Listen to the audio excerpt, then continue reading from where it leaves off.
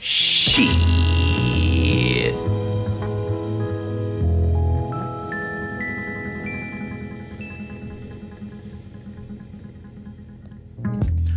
Da plump.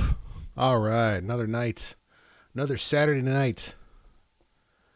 Another night of watching some crap, because that's what we do here on the Saturday Night Plump. That's right. We get out our Popeet, and we go to Thursday Latin night. Sorry. Anyway, welcome to another edition of the Thursday night plump. More people will file in as, look out, we might get as many as 4 people in tonight. Perhaps. I don't know. But what are we watching tonight? Tonight we're going to watch some game shows. We're going to watch some kids game shows. We got some Double Dare. We got a show called Starcade. And then I figured we'd round it out with some American Gladiators. Or at least one episode of American Gladiators. I always love berating children when they fail at things. It's always fun. Gives me a true sense of satisfaction. So we're going to go ahead and get started here. Let me switch over the magic view screens. Sorry, baby Elvis. Your time has passed. I also flipped the screen around. Actually, let's start off with Double Dare. So I flipped the screen around here because maybe, just maybe, I'll get around copyright by doing that. Anyways, there's Mark Summers here. Let's scroll back here. All right, here we go. This Sunday at 2, don't miss the adventures of a young girl living in Paris in A Little Romance on KSHB, TV 41, Kansas City. Good evening! And welcome to Fox! Oh man, that was the early years. That's when Fox first took over Channel 32. Right? That's when Fox was like the edgy network.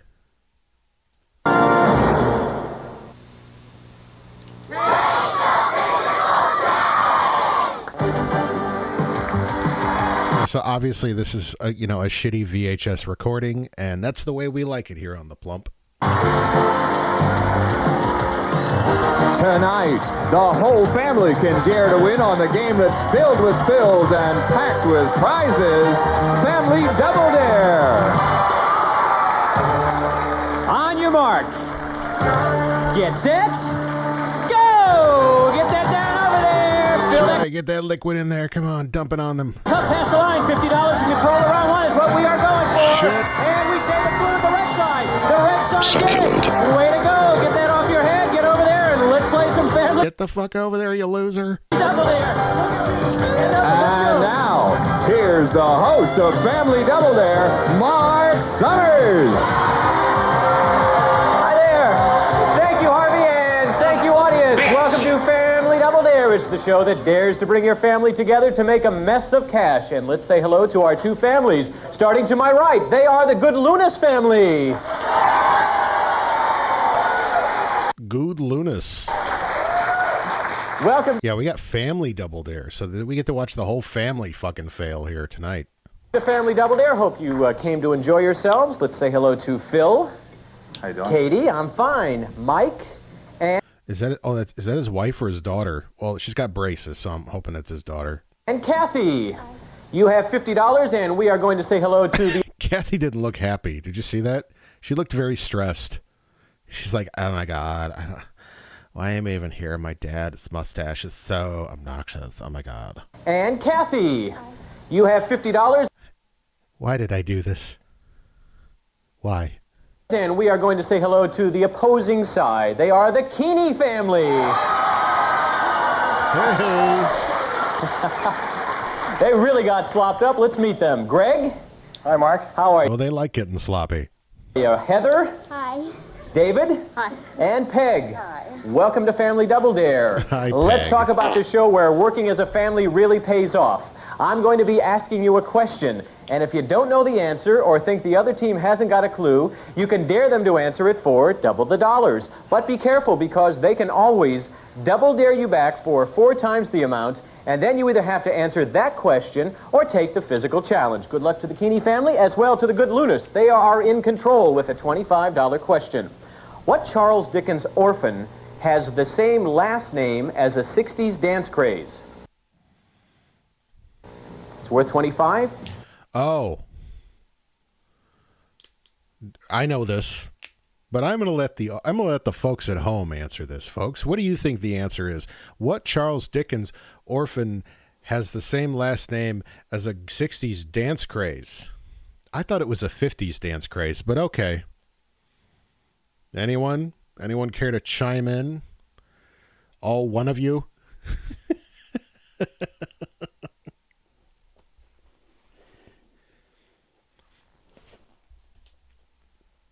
Is anybody chiming in tonight? Holy shit, it's a quiet night tonight. Oh shit. Wait a minute. I lost my... There we go. Or you could dare them. Dare. Dare, now worth $50. Put yourselves on the board, Keenies. What Charles Dickens orphan has the same last name as... I'm a little disappointed these people can't figure it out. You know, I've had a few glasses of wine, and I figured that shit out in like 5 seconds. the 60s dance craze? Oliver Twist? You are right. Put $50 There up you go. there. Nice job. They have tied the score instantly, and the Keeney family is in control for the first time tonight. Little family film math. Add the For the first time, they're the only ones. number of kids I mean, they're the first people to do anything to score points. who shared their home with E.T. with the number of Henderson kids who housed... Add the number of kids who shared their home with E.T. with the number of Henderson kids who housed Harry. Now, that's kind of a fucking obscure question. I don't know how many fucking kids... Add the number of kids who shared their home with E.T. So that was Elliot and what's-her-nuts. With the number of... How many Henderson kids were there? There was at least 2. It's either 4 or 5. Harry. Give me the answer. Would give you the lead by $25. 5. 5 is the answer. Nice job. 3 in E.T., 2 in the Hendersons. Keeney Oh, I had that backwards. There was 3 in E.T.? Okay. have control still and have a lead. What kind of sea creature is a quahog? It's a fucking clam. It's a clam. It is a clam. You are right. Add another $25. I just Just like my wife over there, you know, with a bearded clam. Yeah. happen to have one right down here. Look at this. This is what a quahog is. And all right, look at this. People really eat those things. Yeah, that is disgusting. All right, Keenies, you have another $25 question. According Oh, he should have sucked it down right there. to the Guinness Book of World Records, T.R. Banker did what for 48 and a half hours? He told jokes, he rode a unicycle, or he played solitaire underwater.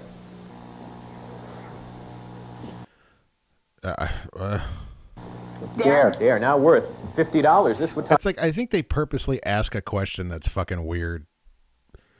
the game. According to the Guinness Book of World Records, T.R. Banker did what for 48 and a half hours? Was it told jokes, rode a unicycle, or played solitaire underwater? Or you could double dare them back. Double dare. Now worth $100. Did he tell jokes? Did he ride a unicycle? Did he play solitaire underwater? Or are we going to take the physical challenge? Physical challenge. Okay, he told jokes. That's what he did, and we have our first physical challenge of the evening. Step Like, they knew nobody knew that shit. around here, if you would, please. Listen to that music. Hi-yo, Silva! You can always tell a classy guy if he knows that is really the theme for the Lone Ranger, or what do you know that as? It's the William Tell Overture. That is right, the William Tell Overture. And what did William Tell do, sir? He liberated He fornicated. Switzerland. Well, we're not used to having such intelligent people on this show. You realize that. He also... I guess you want me to tell you that he shot an arrow through an apple. Such a nice man. Thank you, sir, for that. And Get out of here, you fuck! and maybe that other answer will save you some money along the way. He did it off his son, so could you come over here, sir, and just have a seat right over here? I would appreciate that. And, Mom, why don't you help me out as well? I need you to stand right behind I need you to get it right in the sex swing over here. your son, because we have to shoot an apple off, and here's what you have to do. You have to catch that apple in the basket. We are going to take some goggles and put them on this gentleman right over here. And, Dad, we are indeed going to reenact that, and if you could step right back over. Or can you... The apple's... Somebody's got to... Either the kid's got to lower his head or you got to raise the apple there. In this direction, you will do it not And what's with the fucking guy with the tuxedo vest on? with an arrow, but with seltzer. Yes, that's what it's with. Oh, they're all dressed like that. I didn't realize that. With seltzer. And all you have to do is knock it right off over there. And if you do that, you will get $100 and continued control. Okay? Now, when Come that on. supply runs out, what I want you to do is hand your dad the new bottle, all right? On your mark. I can shake it up, man. Get set. You know, sir, before you do that, Robin, do you have, why don't you put the blindfold on your dad? Because I think that would certainly make things a little bit more exciting. As a matter of fact, I'm even going to let you stand up just a little bit closer. Take one last look and take one step forward. Mother, may I? Yes, you may. Right there. Good. Okay, you want to get over here, hand those off. You have to catch the apple in the basket. If you don't do it, put it back up. He'll knock it off again. 20 seconds Put the fucking lotion in the basket. is what you have. On your mark. Get set. Go! Get it going. Yeah, that's it. You got to get it up a little bit higher. That's what they're saying. Come on. You may want to change Come on, get that stream. Oh, he's got it. Look at that! Look at that! Congratulations! They did it with 5 seconds left. This man is all wet, and what we are going to do is come back after this commercial message and play lots more Family Double Dare. We'll do that in a second. Way to go! Nice shot! Do we have commercials? Oh, we do. Oh, my favorite kind of videos. Let's go dry off. Who'd have thought, man? All those years of recording shit off of VHS and trying to, edit out the commercials. All these years later, now I want to watch the commercials. Behold, the birth of a new form of writing. PWP6 from Smith Corona, the first portable word processor for the home or office.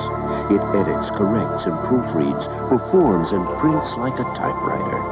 PWP6, its sheer simplicity and visionary design just may condemn its rivals to extinction. Bullshit! Corona, tomorrow's technology at your touch. Studios. I once got to see a Double Dare at the Star Plaza. Really? Studio line from L'Oreal. Studio line from L'Oreal. Mega Gel. Mega Dare your hair. Atta girl, hold it. Get a look that's slick. Stomp your hair any way you like it. Studio line from L'Oreal. How can you help your home sell faster? Protect the major appliances. If your real estate company can't do that, then you're not listed They're a bunch of bitches. with the right real estate company. Because you're not listed with an ERA broker.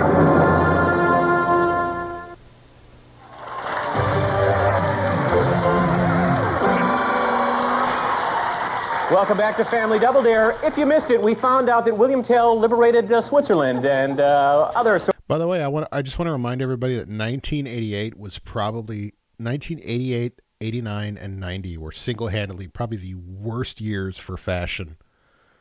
Just awful. And I see, I'm sorry. I mean, I see a lot of I see a lot of these young ladies out there, and they're wearing. No, I'm serious though. I see like apparently high-waisted elastic waist jeans are in style, with some people, and I was like, really? Like my mother wore that shit in 87, 88. That's all I see. I just see my mom. Sorted facts along the way. In the process, the Keenies successfully completed a physical challenge. They have $200. They also continue with control in round one. Another $25 question. In what state can you visit a Jolly Green Giant statue, the Smokey Bear Museum, and several statues of Paul Bunyan? What is that? I'm going with Montana. Thank God I was born in 88 and don't remember much in 1990. Good, yeah, see, I'm the same way. Like, I was born in the very late 70s, so I don't remember the 70s. Actually, no, I kind of would have liked to remember some of the 70s, but no. 80s kid all the way and a 90s teenager all the way. Like, I couldn't have been any more of a 90s teenager. So all this shit is, yeah, this is all very fresh in my brain still. It's worth 25, or you could dare them.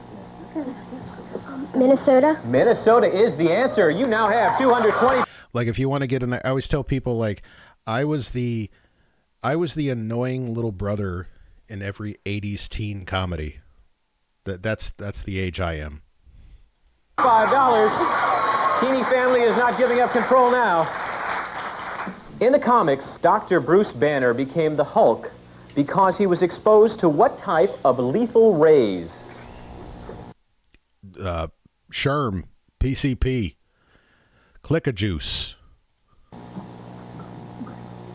It's worth $25. That's all he was. He didn't turn into the Incredible Hulk. He just fucking Took some PCP, and that's how he lifted cars and shit. once again, or you could dare them. Gamma rays? Gee, I thought it was Martha rays. Yes, you're right. It is Gamma rays. $250. A $200 lead now for the Keeney family. Hang in there, good Lunas family. We'll get back. Mark, you're such a cut up. Oh, look at they're already. This kid's ready to fucking end it all. Look at him. To you sooner or later, I'm sure. In Monopoly, when you win second place in the beauty pageant, how much money do you collect? You could dare them. Dare. Okay, now it's worth 50. Would bring you to $100. So it's been years since I've watched Double Dare. Like literally, it's probably been the late 80s, early 90s since I watched Double Dare. I'm figuring it out. So the first couple of questions they ask are like fairly easy questions within reason. And then they'll ask a question that they know nobody is really going to really know, or very unlikely chance they're going to know it. In Monopoly, when you win the second place in the beauty pageant, how much money do you collect? It's like, seriously, who the fuck's going to remember that? In Monopoly, when you win second place in the beauty pageant, how much money do you... Yeah, I flipped the screen. Sorry. Yeah. So the text is backwards. I did this just to avoid some potential copyright. So, because we're going to be watching, even though we could probably get it away with this, but you guys, but when we watch American Gladiators, those are like official episodes that are uploaded by the American Gladiators YouTube channel. So I don't want to get dinged for that. Do you collect? Or you could double dare them back. Quickly before time runs out. Double dare. Double dare. Okay, now worth $100. How much money do you collect? Or you can take the physical challenge. Physical challenge. challenge. Okay, it's $10. I wonder what you get for first place. I don't have any idea, but we have another physical challenge for the Keeney. $10. Fuck that. Look at this. It's so... Look at that design. Family. Second one of the evening here on Family Double Dare. I don't know if you know this.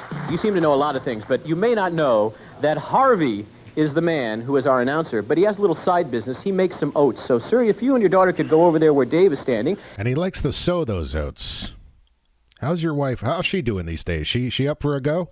And I'd like you both to come right over here and stand behind this line where Robin is. This is a physical challenge that we call Harvey's Wild Oats. What I'd like you to do is stack those oats up, all 4 containers, on your What I'd like you to do is sit down and squat on it. hand, working together. Then, working together, I want you to run or walk, whichever you prefer, over here and make that exchange so you hold... I'm all for rock and roller game episodes later. Yeah, we're going to watch this. We're going to watch an episode of Starcade, which I think we've watched one of those in the past. And then we're going to go do some American Gladiators. Hold on to the 4 containers as well. And then you run past the line. You have, I believe it's 15 seconds to do that in. And one other thing I forgot to tell you, one hand must be behind your back. So you work with one hand, you work with one hand. When you get over there and make the exchange, the same thing must happen. If they fall on the way over, come back, stack them up again. Once again, 15 seconds is what you have, $100 at stake. On your mark, get set, go! Get those up there, and the faster you work, the better chance you have. But on the same token, if they fall down, that could cost you $100 and give control to the other side. That's the way to do it. We are down to 5 seconds. They are going to have to move a little bit quicker than that. Let's see if they can make the exchange. Oh, time ran out, and they fell over, and that means $100 goes over here to the Good Lunas family. Let's play some more Family Double Dare. Damn, they didn't give him shit for time on that. No, you know what? No, fuck that. They gave him enough time. That kid fucking dropped the ball. All right, $100 now separating our 2 teams. Control to the Good Lunas family and a $25 question. Where would you be most likely to find ethyl cellulose? Downstairs from Lucy Cellulose? Inside premium gasoline? Or in a chemistry lab? Would bring you to $175. Well, I'm guessing because it's got the word ethyl in it that it's maybe the gas thing. Or you could dare them. Chemistry lab. Chemistry lab is the answer. Add $25. I was wrong. Now the Good Lunas family is making their move. $175 and a 2-part question here.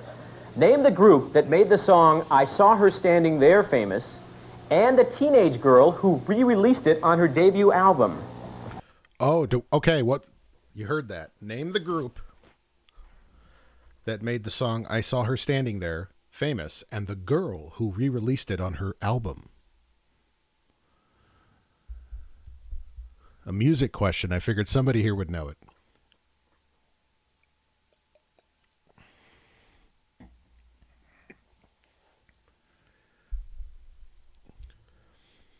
All two, possibly three of you watching. Do we know the answer to this question? It's Tiffany. Would bring you to $200. The Beatles and Tiffany. The Beatles and Tiffany, you are right. You have $200. $50 now separating our two teams. And that sound means it is the end of round one. And with $250, the Keenies have the lead. Boy, do you remember, like, wasn't Tiffany, like, years later, she was on one of those VH1 reality shows, and she turned into a total MILF. But in round two, the dollar values will be doubled. It is still anybody's game. Don't go away. We're having lots of fun here on Family Double Dare. We'll be right back.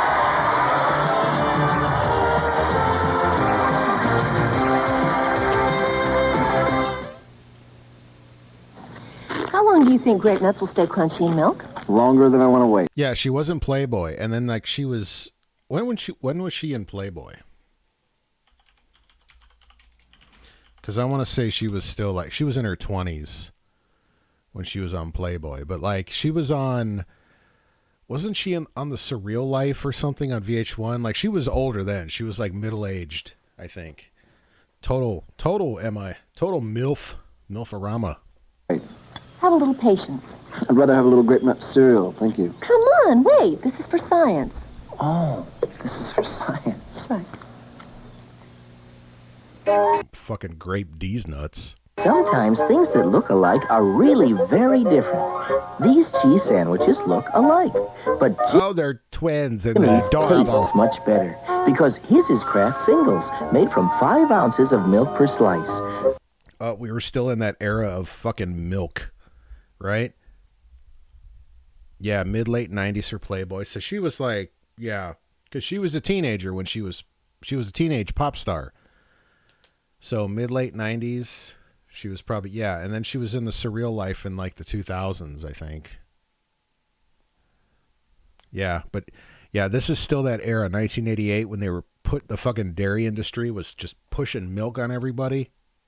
Couldn't shut the fuck up about dairy and milk and cheese. Joey's is an imitation cheese slice made mostly of water and vegetable oil and as little as 1/4 of an ounce of milk per slice. So remember, just because things look alike doesn't mean they are. Oh, it's a girl. Kraft Singles. More milk makes them good. How adorable. Didn't they just... Oh, is this part 2? What? After all this time, it's still crunchy. And it's still nutty. Because it's grape nuts. You think they'll still be crunchy after the show? Are you grown up enough to wait that long? In 80s hindsight, could you imagine the number of strange Tiffany had? I don't know, man. I don't know how it works for like 80s female pop stars. It had to be rough being a female pop star in the 80s. That had to be just a totally, I mean, like for dudes, it's like whatever, right? Even gay dudes, it's like whatever. But like ladies, yeah, I'm curious to know. I'd like to hear some. If I could talk to Tiffany right now, I would love to hear her stories more than any fucking glam rock hair metal dude. Like fuck those guys. I want to hear some fucked up Tiffany stories. Long? I didn't think so. Post Grape Nut Cereal, the one and only. Just how orange does a Minute Maid orange taste?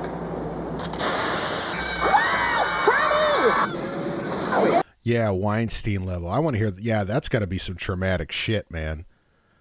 Because it's like, oh, let me guess, fucking, what's his nuts? Fucking Bret Michaels or, yeah, Nikki Sixx. Oh, you banged some chick in a dumpster, like whatever, dude. Like I want to hear the real shit. She's got names.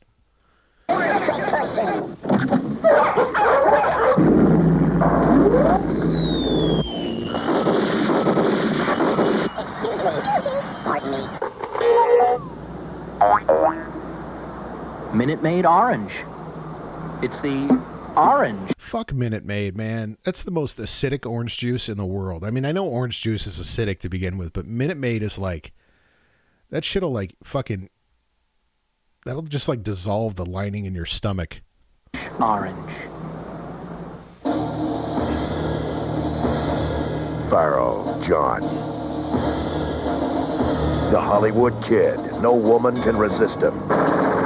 No army can tame him. It's a good I thought he was going to get mowed down by that machine gun. thing he's on our side. Next Saturday on Fox. John Bradley in Dirty Dozen, the series. Oh, God, that had to be fucking horrible. Patricia and I had a running joke that we were going to hire Susie Q for a residency at Twincade in exchange for a handful of Xanax. Yeah, the Q stands for Quaalude. But since she can't get those anymore, she's Stacy X.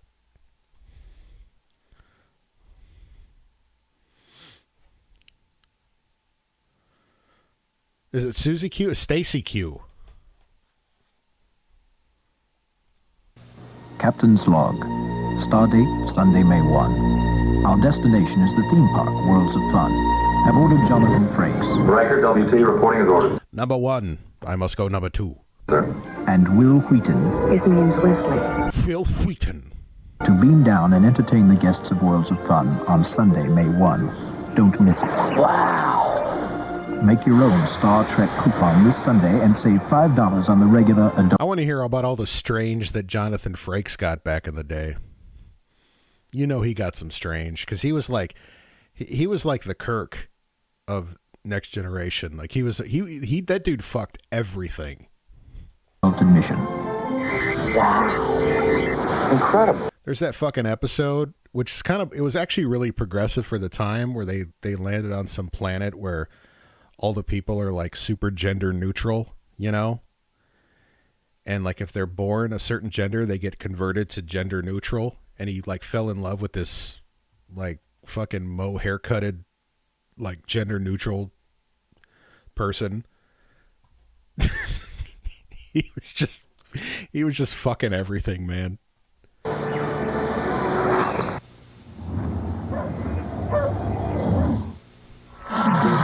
Welcome back. Here's some of the... They all had fucking bowl cuts. They all had bowl cuts and coveralls. It's like, you know, just because they're gender neutral doesn't mean they have to look gender neutral. Tonight's incredible prizes we're going for on the obstacle course. Gear up for... Yeah, that's pre-beard. Yeah, that's what it was. Once he got the beard, man, there wasn't anything he wouldn't fuck. Your next camping trip with Coleman Company's Sundome tent, sleeping bags, personal 16-quart cooler, and 2-liter jug from the Coleman Company.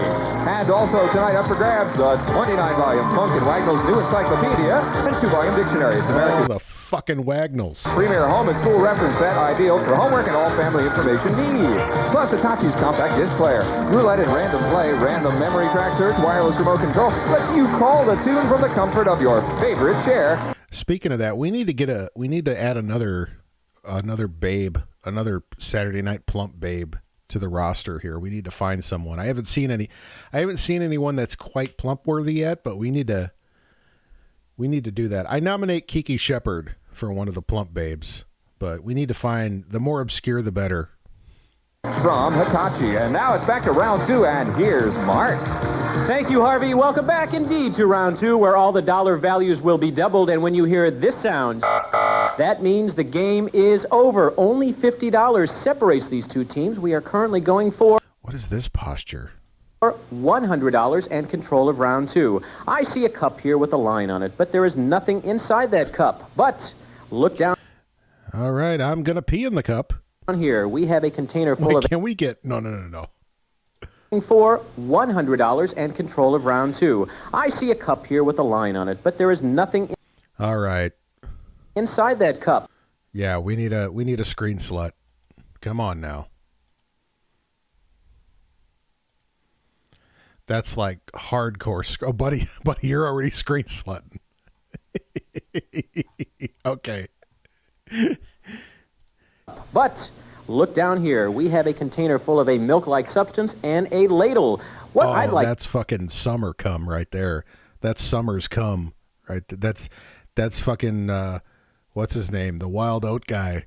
That's Harvey's cum right there.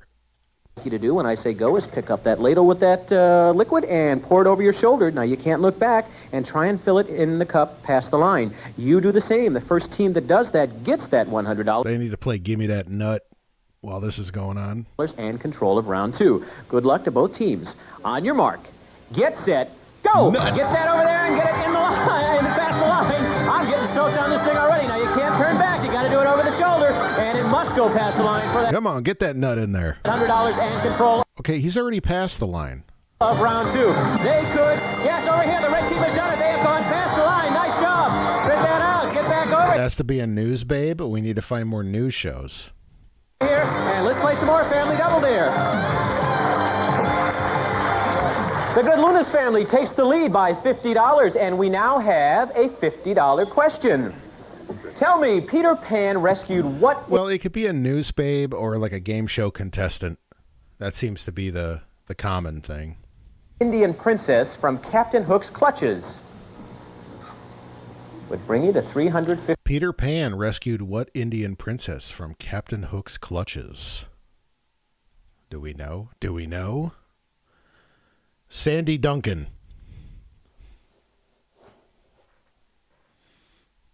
$50. Or you could... Or no, Sandy Duncan's eye. We'll dare. You're going to dare them. Now worth $100. Ooh. Peter Pan rescued what Indian princess from Captain Hook's clutches? Tiger Lily? Are we accepting that? Tiger Lily. Yes, it was Princess Tiger Lily, and we are going to say yes, that is the answer. You now have $350. You have... Better accept that shit. The lead seesaw battle tonight on Family Double Dare. What is abnormal fear of pain called? Is it basophobia? Is it odinophobia? Or is it ouchophobia? Dare. Dare, now worth $100 would give you the lead. What is an abnormal fear of pain called? Is it basophobia, odinophobia, or ouchophobia? Or you could double... Abdominal fear of pain. What is an abdominal fear of pain? Okay. We'll dare them back. Oh, abnormal. Sorry. I was like, why would they put... I thought it was what is a fear of abdominal pain. I'm sorry. I wasn't paying attention. Odinophobia? Odinophobia is the answer. The lead is now back over here with the Good Lunas family by $50. Another $50 question coming right now. Cartography is the study of what? Maps. Worth $50, or you could dare them. Isn't it maps? Well, dare. You're dare them. Okay, $100 now. Cartography. Oh, these the fucks study know of it. What? Maps? Maps is right. The lead goes over here to the Keenies. They have $450. Great game tonight. Okay, Greg, Heather, David, and Peg. His wife's name is Carol. His horse's name is Ed. What's his name? Oh, what's, who was that guy? Fred McMurray? Wasn't that the name of the actor? Who played, the guy on Mr. Ed that wasn't Mr. Ed? The fucking guy.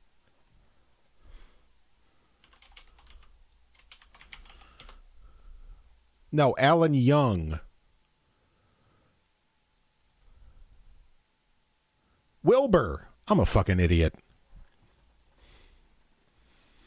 Wilbur. I'm a fucking idiot. I'm sorry. Had a brain fart there. Would bring you to $500, or you could dare them. Dare. Now worth $100. Will the lead change again? His wife's name is Carol. His horse's name is Ed. What's his name? Wilbur. Hello, Wilbur. That's right. Wilbur. You ever notice he sounds like Johnny Cash? Hello, Wilbur. What's the... Good one, Mark. You fucking shit. Get out of here, you fuck. The name of McDonald's line of kids' clothing found in Sears stores? McKids. McKids. Oh, they figured that one out. Paul Lind is the answer to everything. That's right. Doesn't Mark... Wasn't Mark Summers? Didn't he? Yeah, OCD. I thought he was like a germaphobe or something too. Which is like you're the host of Double Dare. The entire show is like a germaphobe's nightmare. It is Mick Wright, and you have Mick $550 and a $100 lead now. Tell me, Phil, Katie, Mike, and Kathy, a manticore is a legendary animal with the body of a lion, the tail of a dragon, and the head of a what? Oh. Man, I almost knew this. And the head of a what? The head of a, what was it? The body of a what? Oh. Tell me, Phil, Katie, Mike, and Kathy, a manticore is a legendary animal with the body of a lion, the tail of a dragon, and the head of a what? Shit, I don't know. Is it a bull, an eagle, or a man? It's an eagle. Yeah, you're right. Bring it to 600. Man. Man is right. You do have $600. Man? What? Get the fuck out of here. That's some bullshit. Fuck off! And now a $150 lead. The head of Linda Evans. Close enough. If she would have busted out with that answer, I'd have fell out of my chair. In the game Operation, what operation are you performing when you remove a pencil from the patient's wrist? Or you could dare them. There. Now worth $100 would bring you to $550. Oh, the Rack of Marianne Childers. The hidden treasure. Only Jay Levine knows the Rack of Marianne Childers. In the game Operation, what operation are you performing when you remove a pencil from the patient's wrist? Writer's crib? Is right. You have now brought your score up to $550, and you are only good going, Peg. $50 behind. This question could tie it up. What series of children's books did H.A. Ray create? With time. H.A. Ray? Harry? I don't know. A children's book about Cubs and beer. About the Chicago Cubs and getting hammered. Find the game. Or you could dare them. Kids. Dare. Now worth $100. What series? Hey, kids. Let's get hammered. But don't mess with Jay. I'm not messing with Jay Levine. That's who fucking married Childers. Jay Levine got access to the forbidden rack. You know? Prime, he got access to like prime Childers, man. Shit. Of children's books did H.A. Ray create? Double Dare. Now worth $200. Oh, the answer is Curious George, and with $600, the Good Lunas family wins by $50. Congratulations. Nice job. More important, a trip to the Double Dare obstacle course. Heaney family, you played spectacular. We ran out of time, but you do get $550 and a special Double Dare gift on Family Double Dare. Harvey, what is that? Well, Mark, it's a Sharp VHS camcorder. Now make your own family movies come to life with Sharp VHS camcorder. It's a great family fun gift from... She looks disappointed. Let's see the Sharp VHS camcorder. Family Double Dare. Now back to you, Mark. Thank you, Harvey. Well, they didn't even show it. And the Good Lunas family is going to come back in just a moment and participate in the messiest minute in television, the Family Double Dare obstacle course. Don't go away. Good job. Things are going to get really sexy in here in just a minute. I'm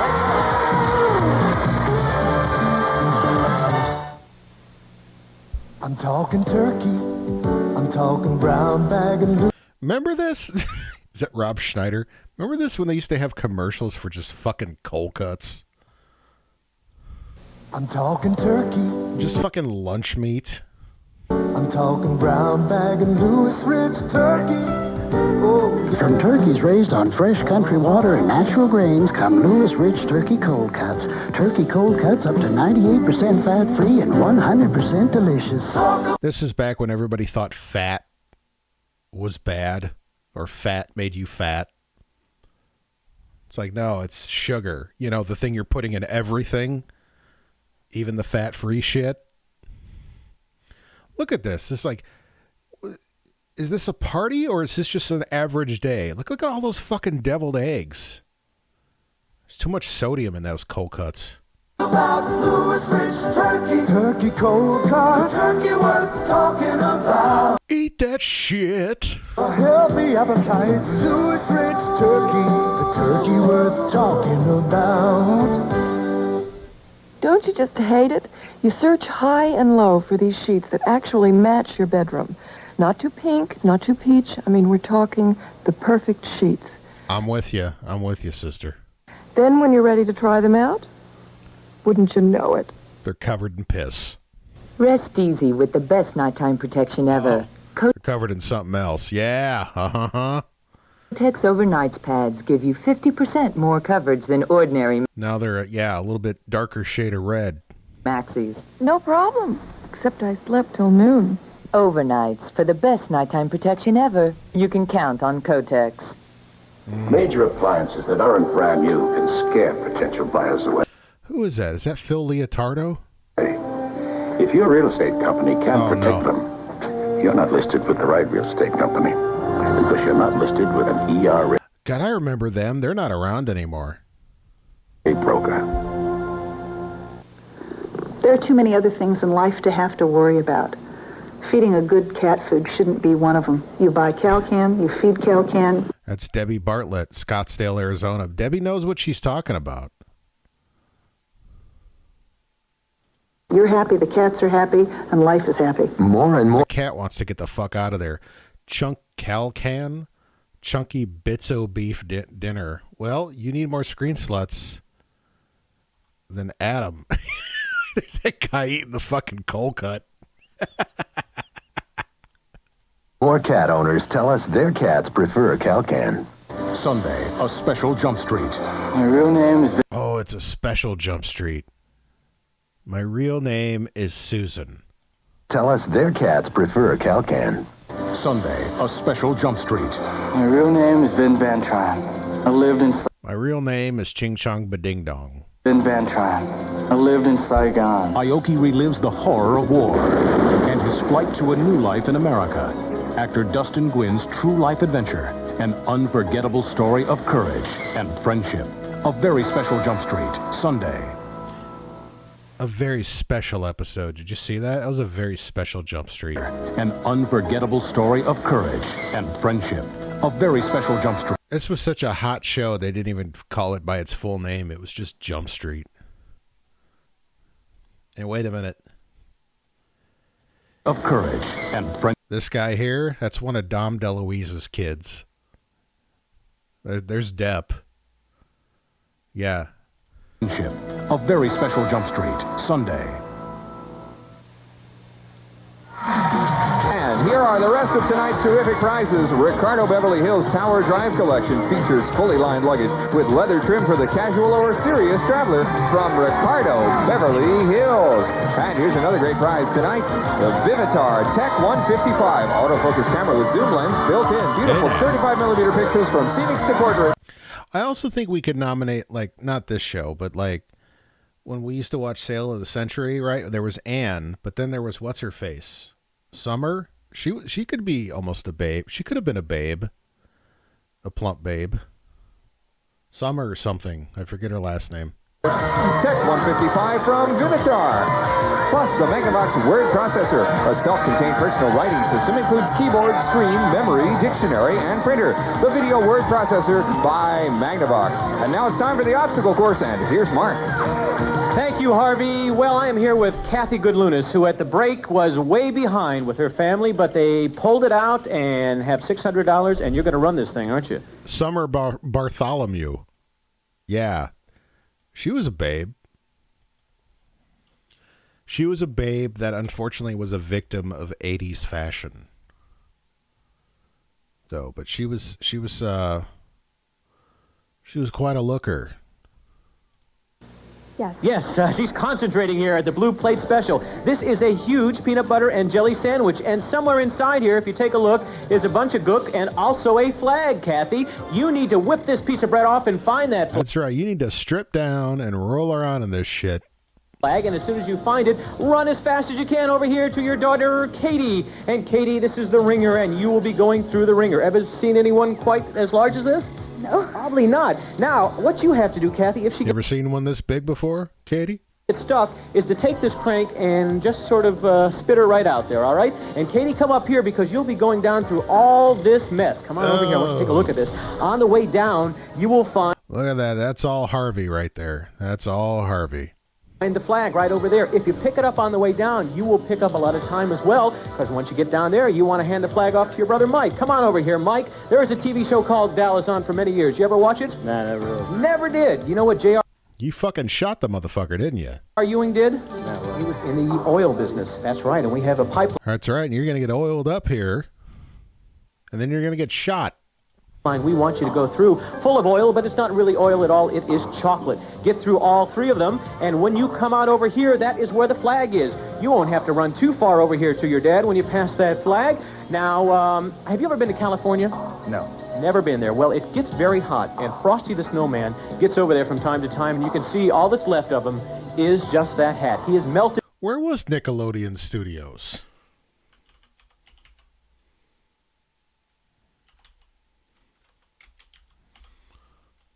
Was it in Florida?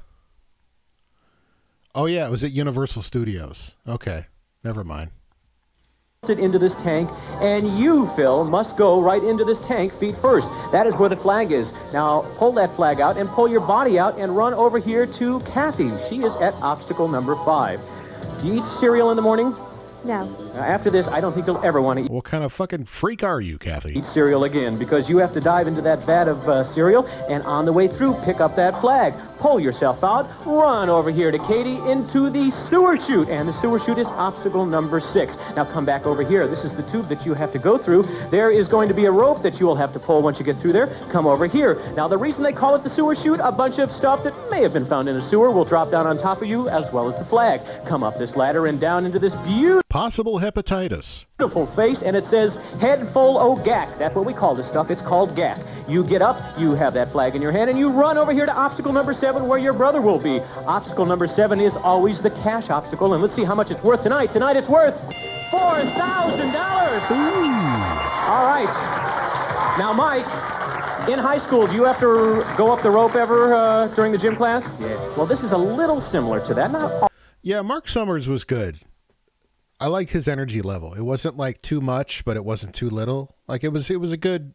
He maintained it. Hats off to Mark. You know, being a game show host, you know, it honestly, you got to be a certain kind, you know.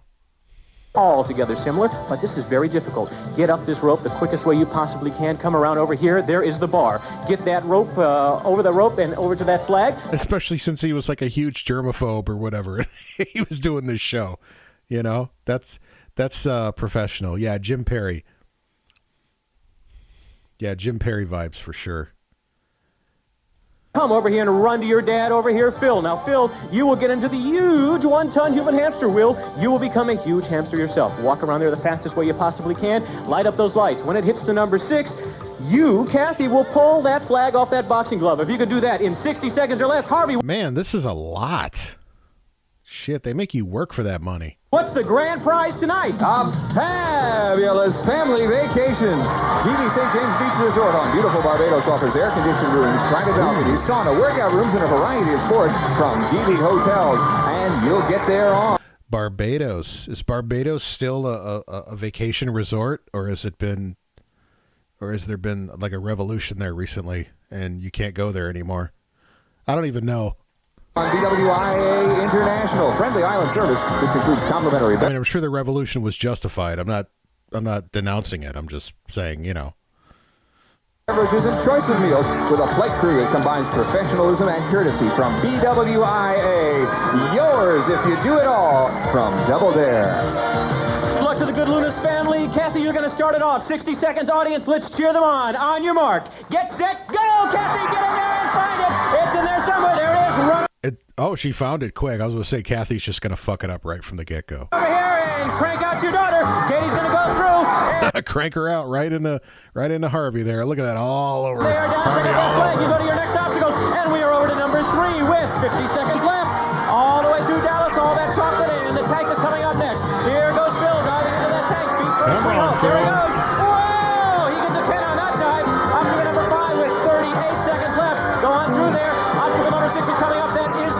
shoot. And can Katie keep this momentum going? They are down to 30 seconds. Can she get in there? Pulling that rope, pulling it hard. Here comes the flag, and I don't know what that other stuff is, but whatever it is, Dixie will be slowing her down a bit. Down the old slide. Here she comes. Oh, she lost time there. Get into all that stuff. Let's see if they can pass that flag out with 15 seconds remaining. Let's get up that rope. And this is a cash obstacle, so it would be worth $7,000. Can they grab it? Kid. Grab that flag. Grab it over there. Okay, we are down to just 5 seconds. $7,000 is theirs. Let's see if they can get it going. He's walking around there with just 1 second remaining. Oh, time ran out. I cannot believe it. With just... Wait, can we go back? That's a photo finish, man. Just 5 seconds. $7,000 is theirs. Let's see if they can get it going. He's walking around there with just 1 second remaining. Literally, it buzzed between the time the flag fell and she caught it. Holy shit. Time ran out! I cannot believe it! With just 1 second left, you were a split second behind. No. Listen closely. Harvey will tell you everything that you received. Come on over here. Mark, they got the Coleman camping package of Funkin' Wagnalls. I think we know who got it the worst out of the group here. She got fucking Harvey'd. Look at that. Ugh. The luggage, the Vivitar camera, the Magnavox video writer, the CD player, and our cash prize. Altogether, a surprise package worth over $7,000. A prize package worth over $7,000. You did a great job. I am glad that you joined us here on Family Double Dare. Join us every Saturday night here on Fox. Thanks so much for watching. Bye-bye. Yeah, I kind of would have given it to him, man. That was like literally it was gravity. It's like he got to number 6 and the flag was like in midair and that's when the buzzer went off. Like, really? Good job. Way to go. A promotional fee has been paid and or promotional consideration has been provided by BWIA International, the Coleman Company, Divvy Hotels Marketing Incorporated, Funkin' Wagnalls Incorporated, Hitachi, Magnavox, Ricardo Beverly Hills, Vivitar Corporation. This is your... Jesus, that's the guy? He looks like Rupert Holmes. Announcer Harvey saying, boy, if you think this place is a mess. Man, yeah, that dude was totally jizzing all over everything. Holy shit. Are you kidding me? You should see my room. Join us next time. Oh, wait, what? If you... This is your announcer Harvey saying, boy, if you think this place is a mess, you should see my room. Join us next time for more Holy, Harvey had jizz all over that place. Time fun on Family Double Dare. See ya. On Boys Will Be Boys, it's new motorcycles, babes, and plenty of trouble when Chaz convinces Booch to live it up with his new inheritance. Next. How are we supposed to read these credits? Look at these fucking credits. It's like, we don't give a shit who these people are. Boys Will Be Boys. It's new motorcycles, babes, and plenty of trouble when Chaz convinces Booch to live it up with his new inheritance. This is how you roll credits for children, because they don't give a shit about this. Next.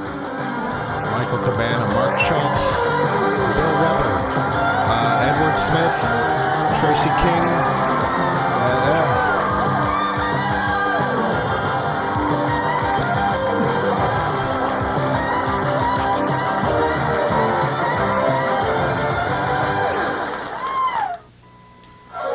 This is Patrick Stewart from Star Trek The Next Generation, asking you to join the American Diabetes Association, KSHB-TV 41 and KY 102 in Bike Ride to the Star. I'd like to hear the outtakes from this shit. I wonder if it's anything like the Barry White ones. This asshole fucked these words up, man. I mean, he's got words that he don't even need. Saturday, May 7th.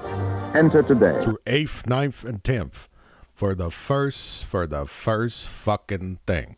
By riding or walking for diabetes, you can qualify for a chance to see the Star Trek Enterprise in person. The top pledge earner will win a trip for two to Los Angeles and a day on the set of Star Trek, The Next Generation. Captain's log. Stardate, Sunday, May 1. Our destination is the theme park, Worlds of Fun. Okay, we saw that. So let's go. I'm gonna take a quick break before we go on to our next let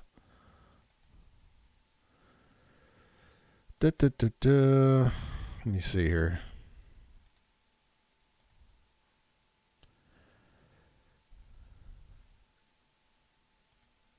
Yeah.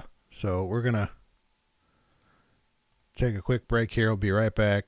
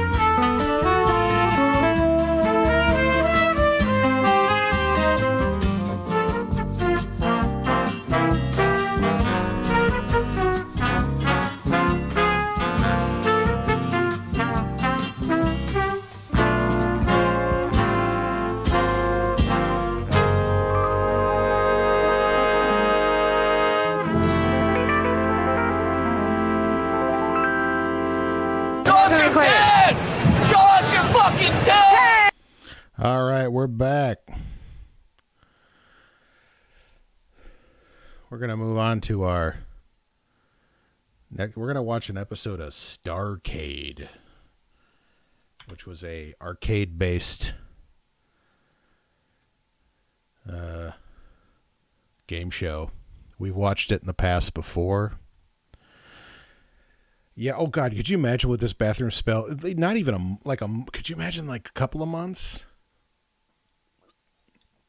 Could you imagine what it looked like when they finally pulled up this fucking rug like 15, 20 years later, minimally? Oh.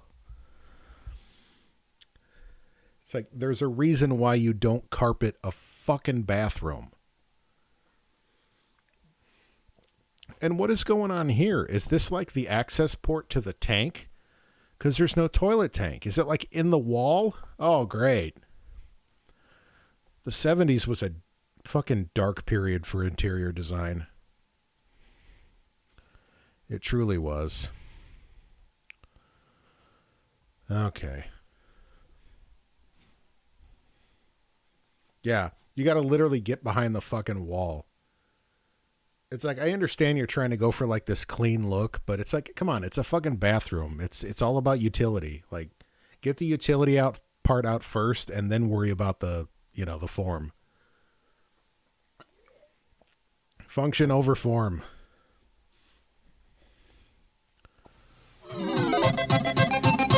This is Starcade, TV's first video arcade game.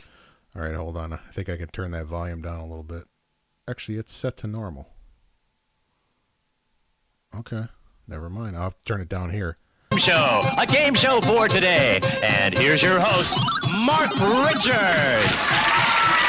Hi, and welcome to Stargate. So we got fucking a dude versus little orphan Annie.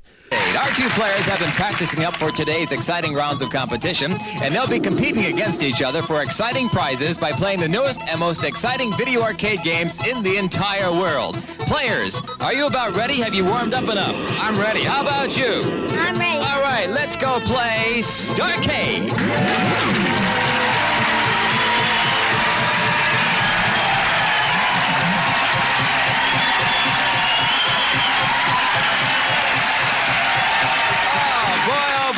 You've been practicing up enough, huh?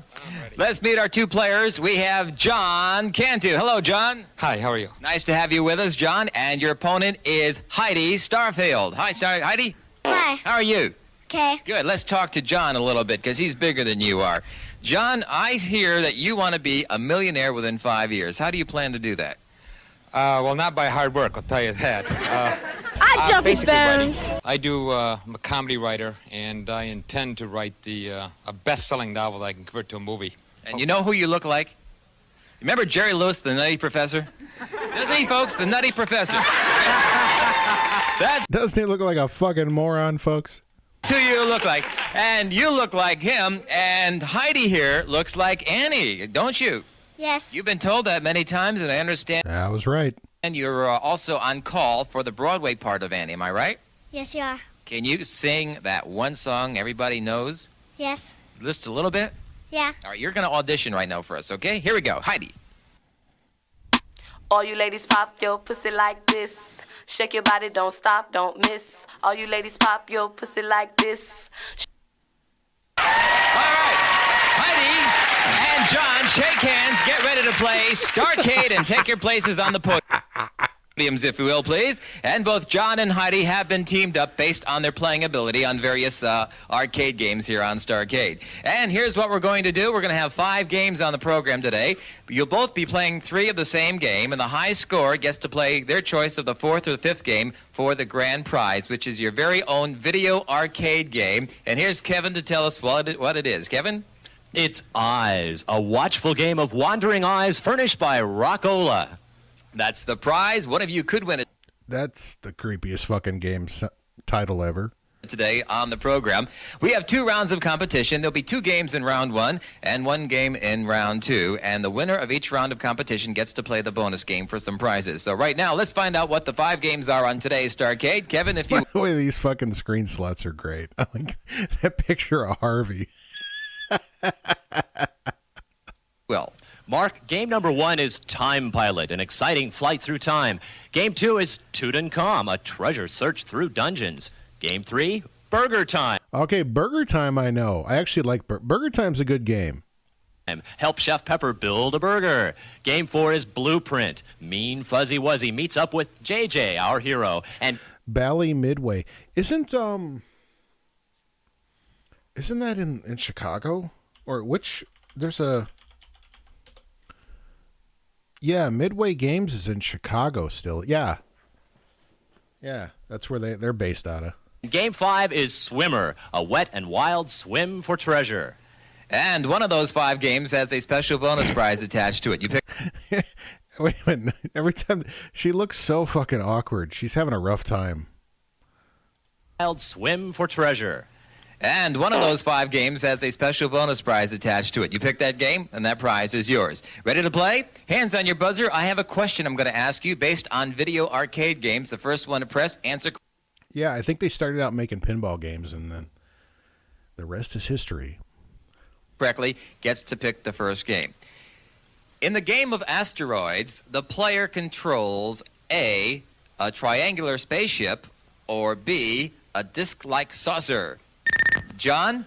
The first one, the triangular shape. You got it. That's what it is, a triangular spaceship. He kind of looks like a combination between like Stephen King and the Night Stalker, Richard Ramirez. That means means, John, you get to pick the very first game to play. Which would it be? Well, let's stay in the air. We'll go with Time Pilot. Time Pilot it is. Come on down to the playing area. And Kevin, please tell us how to play Time Pilot. If you've ever dreamed of a journey through time, get ready because you're about to become the Time Pilot, racing your sleek jet at Mach speed, encountering a century of flying machines from the 1910 biplane to the UFOs of the future. Rescue parachuting pilots for extra points as you race through time. 100 years will pass before the eyes of the Time Pilot. John, Time Pilot's the game you... Come on, let's see some Sinistar. I am Sinistar.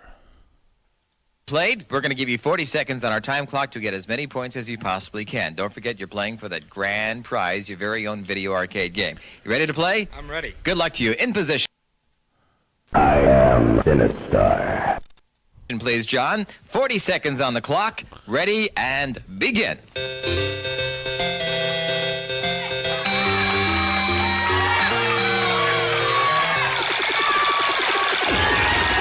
Man, look at him work them fingers. You know what I'm saying? He's working that index finger like it ain't no joke.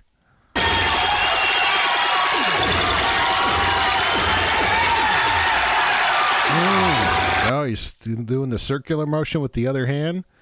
You want to end that off with a counterclockwise swirl.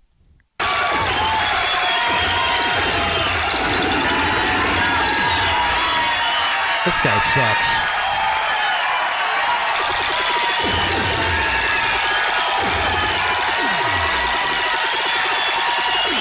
He ain't hitting shit. There we go. Come on.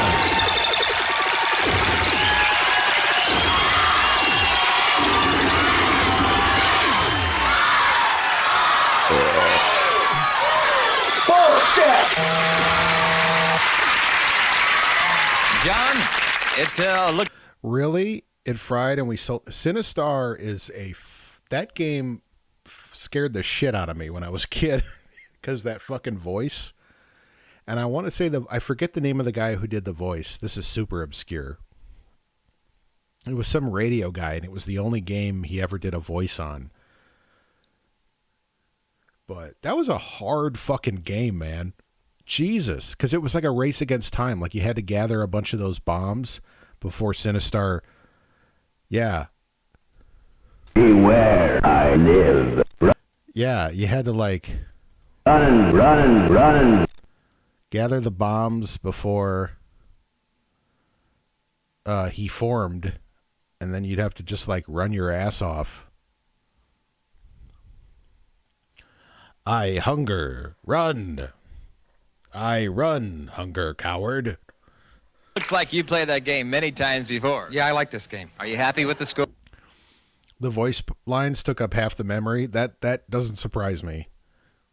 Because if you play the game, like all the other sounds in the game are just like bleeps and bloops, you know, typical like 80s arcade. But then all of a sudden it's like this, all of a sudden you're playing, you think it's like, you know, just a glorified game of asteroids. And all of a sudden, I am Sinistar. Yeah. Where I live. You're like, what the fuck? Score? It's okay. It's acceptable. I'll tell you what you got. You have yourself 4,200 points, 4,200 points on your game of Time Pilot. Go on back to the podium, if you will, please. And let's come on up with Heidi. Heidi, have you ever played Time Pilot? Couple times. Oh, Heidi's going to fucking nail this fucker. Couple of times. Do you think you can beat 4,200 points in 40 seconds? I hope I'm gonna nail this fucker to the wall. so. Well, if you do, that's going to help you win the video arcade game, you know. Every point counts on these games. So if you're all set to go, we're going to turn you around right now, put you into position. Again, we're going to give you 40 seconds on the time clock. Oh, yeah, the Ghostbusters. So turn around, please. I never played Ghostbusters. Well, I have since then, but like as a kid, even though I was smack dab in the middle of like the Nintendo generation, I never had a Nintendo. But I had Ghostbusters for Commodore 64, and it was pretty much the same thing. If you're all set, listen to my cue. Ready, and begin.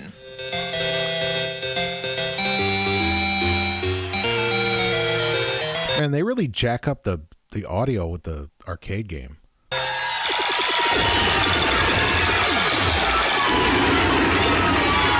Oh, she's fucking awful.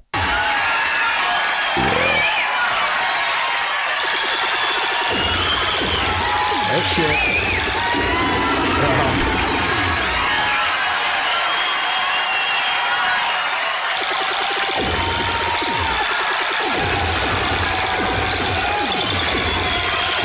Uh-oh. Uh-oh. Oh, shit.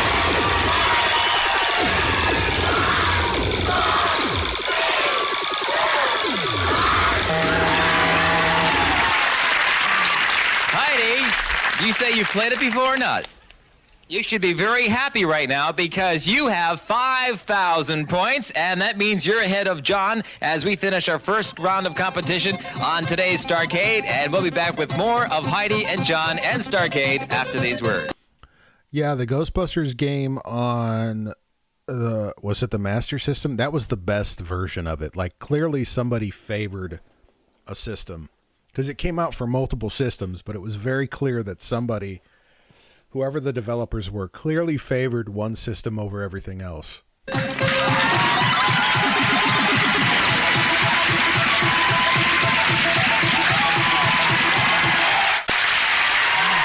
back to Starcade and the second half of the... Yeah, we have no commercials because this is the actual Starcade YouTube page. First round of competition, and Heidi, you're ahead by 800 points as we go into our next game, and there are 4 games remaining, and still one of those 4 games has the bonus prize. Look at those microphones. Wait a minute. Look at those things. What is that? Can we get a model number on that microphone? Still one of those 4 games has the bonus prize to it, so good luck to you. Here is your next question. How many ghosts in the game Pac-Man? A, are there 3 ghosts? Or B, are there 4 ghosts? John, you buzzed first. 4 ghosts. You got it. 4 ghosts is right. And that means your choice of one of the 4 remaining games, and maybe the bonus prize could be yours. Which is it, your choice? Okay, Tutankhamun. Tutankhamun? You got it. That's your game. You come on down to the playing area, and here's Kevin to tell us all about the game. It's You didn't even say it right. Tutankhamun, and you're traveling through the pyramid searching for the hidden treasure. Oh, I remember this game. I didn't know what it was called, though. Fire on the nasties trying to catch you and make points. When the nasties are in hot pursuit, run through the warp zone and the nasties won't follow. Or use the flash to destroy them all at once. Pick up extra points by finding little treasure along the way to the secret door and the treasure beyond. John, you've selected Tutankhamun. We're going to play that game, and this is a very important game because we're going to total up the points in this round. And between you and Heidi, we're going to see who plays for the bonus round coming up right after this. Ready to play? Ready to play. Again, 40 seconds on our time clock. Good luck to you, John. They are some nasties, let me tell you. You're going to play the Tutankhamun game. Ready and begin. He's going to fucking... Come on, don't flub it. Steven Ramirez. Steven Night Stalker.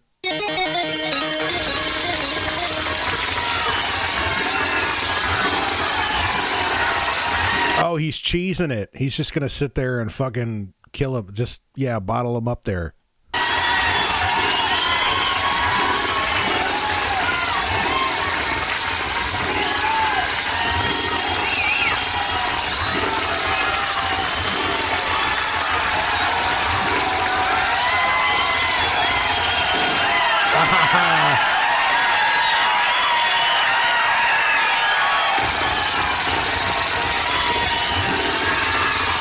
Now he's totally going to cheese it. Oh, he's fucking sucks. 2, 1.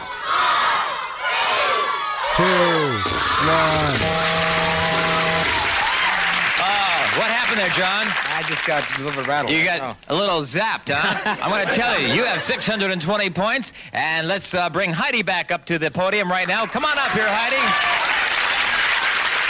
Come on, Heidi. Heidi, you know, this is a very important game, right? Because we're going to total up the points between you and John on the first 2 games, and whoever has the highest score gets to play the bonus round for some prizes. So are you set to play? Bullshit! Have you played this before? Yes. All right, well, good luck to you. She's lying.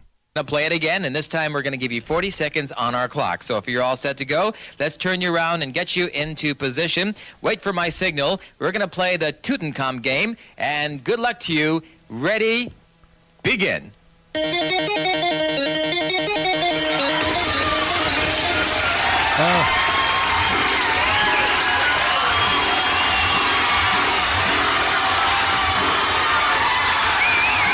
All she's got to do is just sit. All she's got to do is just sit there and cheese those things, and she'll get more points than he did.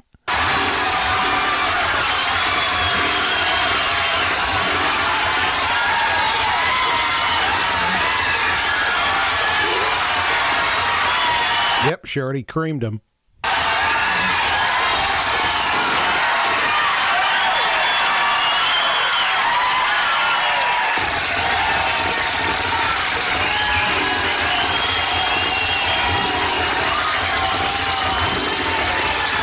Yep.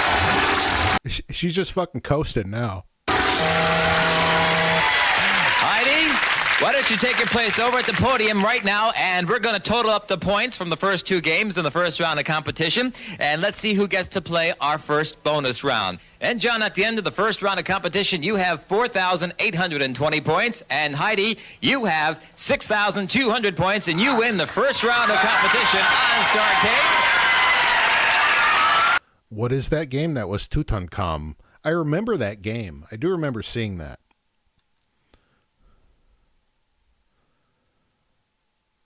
I think you have to make your way through like a door to the next level. But if you're just trying to get more points than the next guy, all you got to do is just sit there and just shoot the enemies as they come out of the spawn point. Like you don't even have to, you could just cheese it. And Heidi, that means you take a little trip down from the podium. Come on down here with me to the playing area, and you and I get to play the bonus round for some fine prizes. Behind us are 4 TV screens. We're going to show you 4 video arcade games one at a time, and if you identify them correctly, we've got some great prizes for you. And here's Kevin to tell you what they are. Kevin? Heidi, for 3 correct answers, the whole band is right in your hand with the Casio VL Tone. 5 different instruments, 10 rhythms from rock to rumba, and a calculator too.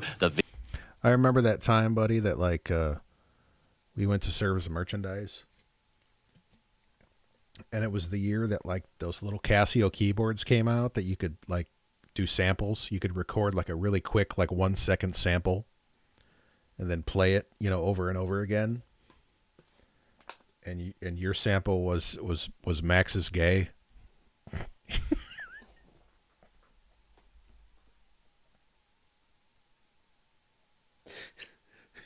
You're like, hey, check it out. And you hit the button. You went, Max is gay. And then you just kept, yeah. And I was probably like 8. And I was very upset that you did that.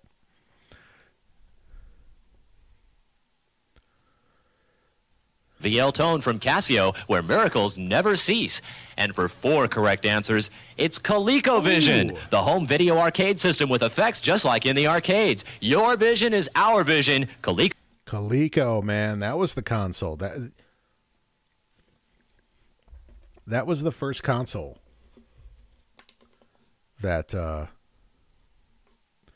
those things go for quite a bit now due to circuit benders making them glitch out in amazing ways. Oh yeah, I imagine they're worth a lot now. What's going on over on? I'm getting all kinds of notifications on Facebook. Oh, it's Monica.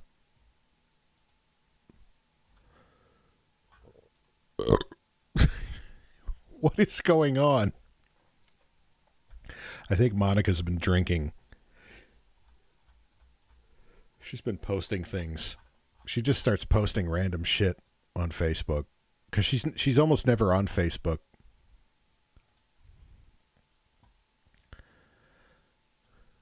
She just asked, "Do you die in real life? If you die at Walmart?"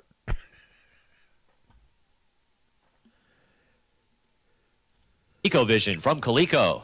How'd you like to win? ColecoVision was the shit though back in the day, man. Remember that?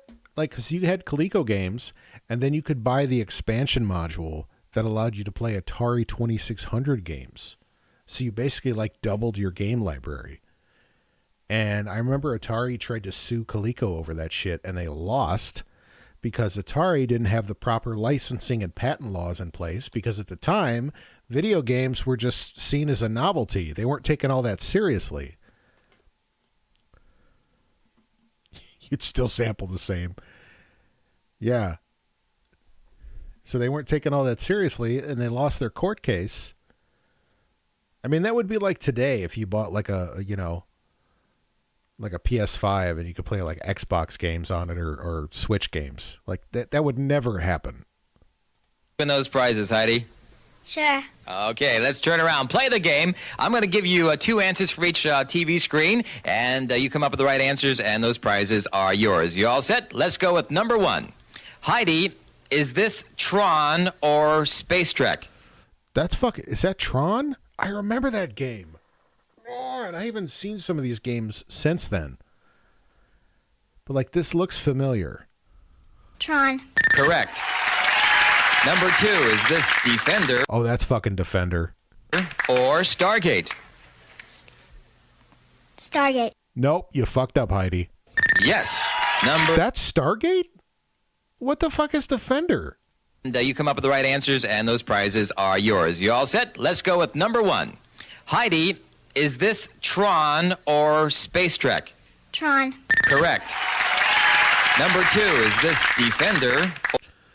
That's Stargate? Wow. So was Stargate a Defender ripoff, or was Defender a Stargate ripoff? Or Stargate? Stargate. Yes. Number 3, is this Wild Western or Cowboys and Indians? Or Custer's Revenge? Cowboys and Indians. No. I'm sorry, but if you get this next one right, you win yourself a prize. Number 4, is this Space Duel or Solar Fox? Space Duel. Yep, you got it. And you got yourself 3 out of 4 right. And that means you've won a Casio VL Tone as a prize. And you might get to play the next bonus round and even go home with... Custer's Revenge is the most disgusting fucking video game that's ever existed. Holy shit. The only thing about it that doesn't immediately offend everyone is just if you don't know anything about the game and you look at the graphics, you're like, okay, I don't get it. And then you watch more than 10 seconds and you're like, holy shit. With the video arcade game of your own. And we'll be back with Heidi and John right after these words.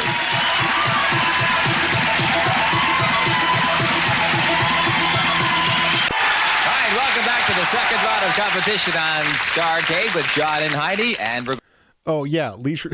It makes Leisure Suit Larry look like, you know, fucking Pac-Man.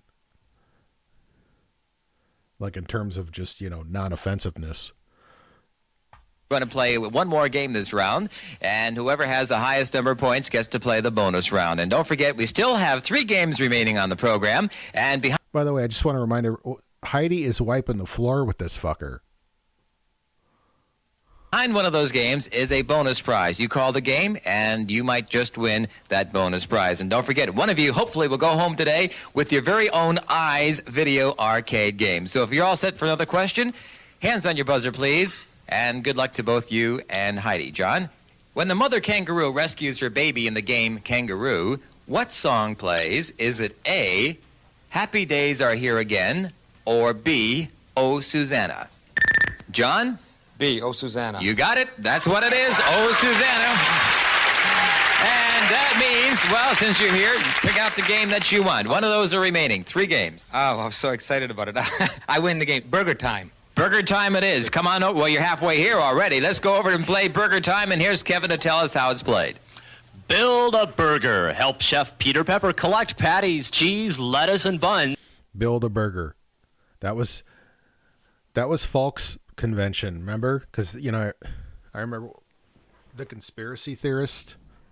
You still have the screen reversed? Yeah, I have to. Remember when Falk, remember he told Romer, because Romer, you know, he big conspiracy guy, and he talked about the Bilderbergers. And Joe, I remember the one, I remember I was there, and Joe was like, he was talking to Romer, and he's like, hey man, I want to have a bunch of people over, and I want to like set up a couple of grills and like, you know, get some burgers and a bunch of toppings and all kinds, just whatever you want. And I want to have a build a burger convention. What do you think about that? For bonus points, catch the pursuing hot dog, egg, and pickle in the burger. And if you can't catch them, immobilize them briefly by shaking pepper their way. Complete a burger on the platter and feast on your success. It's burger time. John, we're going to play Burger Time with you, and this is a very important round. You can play the bonus round if you beat Heidi in this game right here. We're going to give you 30 seconds on our clock to play Burger You remember all that? Yeah. Time the best as you possibly can. Okay, I'm ready if the machine is. I'm sure the machine's ready. Good luck to you. In position, 30 seconds on our clock. Ready, begin.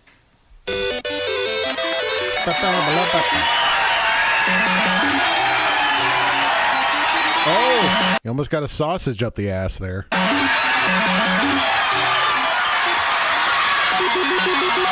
Oh, he's fucking choking, man. Night Stalker's choking.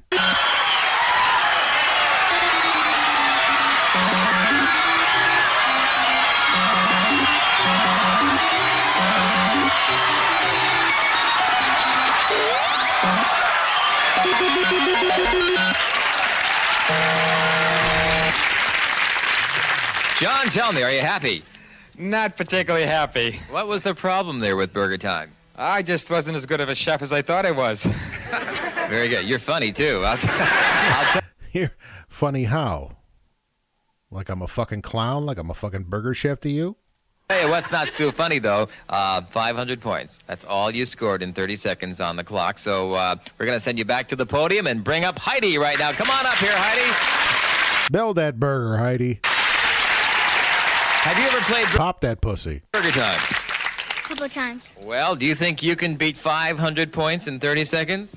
Maybe. Well, we're going to wish you luck. Turn around, please. In position, 30 seconds on the clock. Here you go, Heidi. Ready, begin.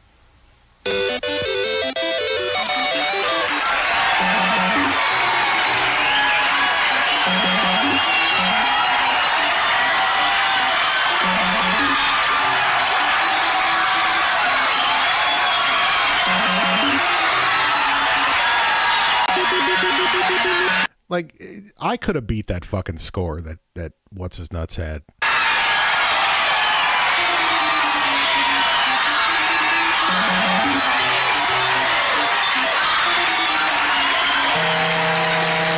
Heidi, come on, let's go back to the podium right now and see who gets to play our next bonus round on Starcade. And looking at the points, John, 500 points for Burger Time. Heidi, 800, and that means, Heidi, one more time, join me down here, and let's play the bonus round. You didn't do too well. He's got good mic cord control. You notice that shit? He's on point with the mic cord control. The last time, did you? But maybe today and this one right now, you can do a little bit better and win a prize. And all you have to do is identify at least 3 out of the 4 video games we're going to show you on our TV screens, and you'll win some prizes. And here's Kevin to tell you what those prizes are. Heidi, 3 correct answers gives you the tabletop version of Midway's Pac-Man, complete with joystick control, and even shows... Hey, we had one of those. We had Galaxian, didn't we? Best Score, the arcade game you take home with you, Midway's Pac-Man. And it took like 4 C batteries. By Coleco. And for 4 correct answers, it's the Texas Instruments home computer for education, home finance, and entertainment. It's not just for playing, it's also for learning. A home computer furnished by Texas Instruments. Well, good luck to you on bonus round number 2. This is your second chance. Let's turn around and take a look at our monitors and look at the games. I'll give you 2. Michelle gave that to us? Yeah, that was cool. We had that thing for quite a while, too. And, of course, now it would be worth, like, crazy amounts of money. But whatever. 2 answers for each one. One of them is the right answer. You come up with the right answers, and you are a winner. Let's take a look at number 1 there, Heidi. Is this Defender or Stargate? All right, I'm going to say it's Defender this time. Defender. Yes. Number 2. Is this Kong Jumpman or Donkey Kong Jr.? Oh, fucking Donkey Kong Jr. Get the fuck out. Donkey Kong Jr. You got it. Number 3. Heidi, is this Black Hole or The Pit? I have no idea. It looks like a Dig Dug ripoff. The pit. Yep, and now for the big prize, number 4. Heidi, is this Star React or Reactor? Star React. No, I'm sorry, it's not, but turn around anyway, and you've won yourself a prize. You at least got 3 out of 4 right, and you have yourself a tabletop Pac-Man for your efforts. And we'll be back with more of Heidi and John, and to see who gets to play for their very own Eyes Video Arcade game following these words. Some of our Starcade contestants and some members of the studio audience will receive the famous red ball joystick from Wicco, making joysticks Man, that was a pretty premium controller back in the day. for actual arcade games like those used on Starcade. Wicco Command Control, the one and only arcade quality joystick for home use. The TI 5130 printer display desktop calculator from Texas Instruments. Ooh. Anything you do with numbers, It came with a fucking pen. Texas Instruments can help you do better. Electronic Fun with Computers and Games is the magazine of the computer age. Easy to read, witty, and informative, it's the ultimate magazine for gamers and computer users of all ages. Electronic Fun with Computers and Games.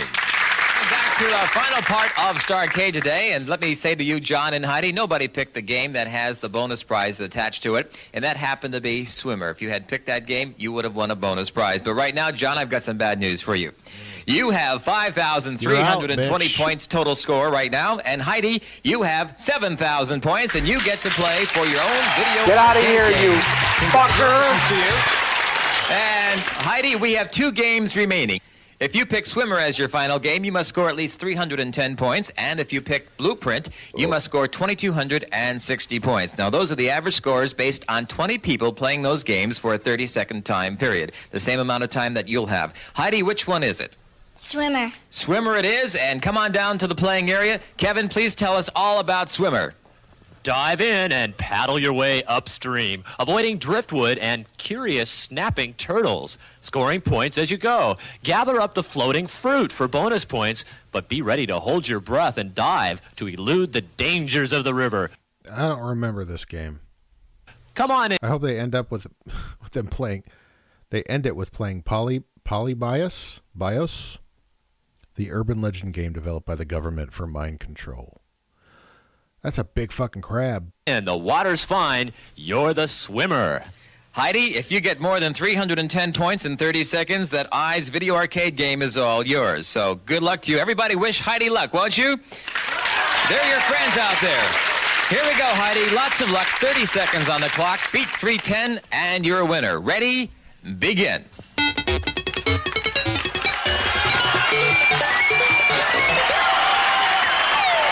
Oh, you hit a log, you dipshit.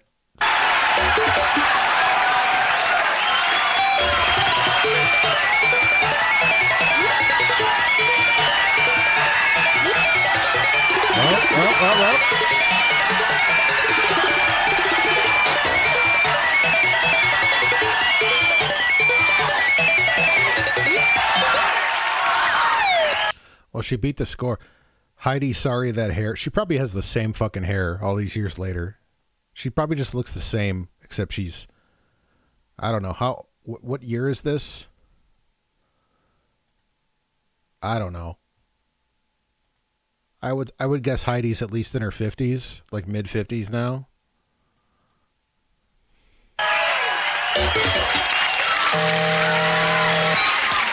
Heidi, let's take a look. Did you or did you not? Yes, you did. You have 430 points, and the Eyes Video Arcade game is yours. You got your mom, your dad, your brother, everybody here. Come on down, John. Congratulate Heidi, won't you? This is Mark Richards. Thank you all for being with us on Starcade. See you next time. Bye-bye. Some transportation furnished by Budget Rent-A-Car, where you get low rates and... Or back in the day, you could rent something like that. You could rent a fucking Lincoln Continental. Just a big fucking boat. Great service.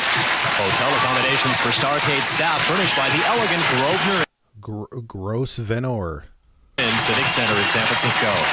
Chauffeured service furnished by Vista Limousine of San Francisco.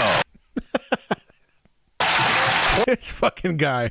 Portions of the Starcade set were furnished by RCA. Hairstyling by Shea Peter. And Mr. Richards' wardrobe furnished by the Tailored Man of San Francisco. Mr. Richard. Francisco. This is Kevin McMahon speaking. This Prize winners must meet eligibility requirements. has been a JM production. Portions of the games not affecting the outcome have been edited. Contestants have been advised of all program decisions and have agreed to all prize awards. The following have paid and or furnished prizes for the props of the production company for promoting their products.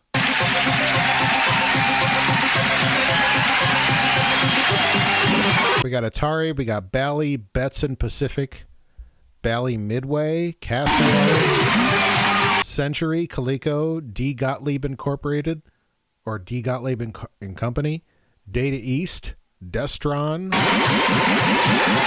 Electronic Fund, Nintendo of America, Parker Brothers, RCA Corp., Rockola Manufacturing, Sega, Gremlin Enterprises, Stern Electronics, Taito America, Thomas Automatics, Texas Instruments, Vitacraft Incorporated, Wyco, Williams Electronics, and Wrangler.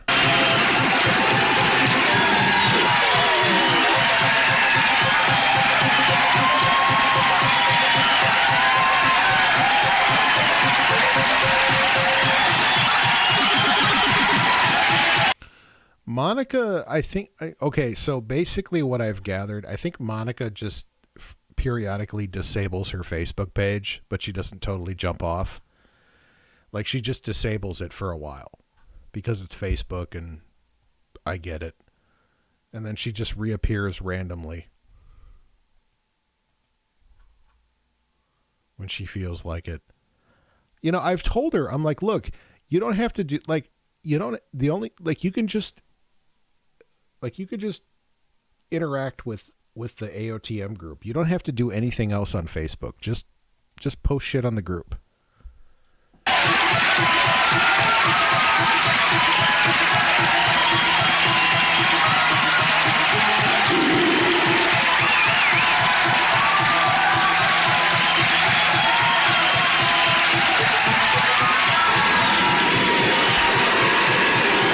Man, that one time, I know I've still got the video. That time that we recorded her when she called her mom. Oh, that was hilarious.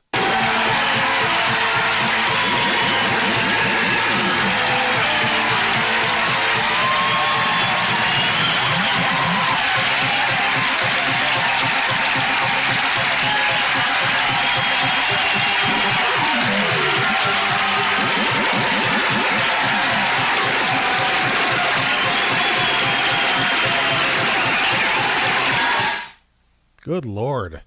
That fucking theme song is caffeinated. Monica told me one of the funniest jokes when I was 12. I'll never forget that. I think you've told me that joke. All right, we're going to go over to an episode of American Gladiators. This is quite a long episode, so we're going to take a quick break. Oh. Let me see here. Let me get the Hartman one. I still regret taking her mom out on a date to score some fun random pills. Well, you know what? You do what you got to do to fucking score.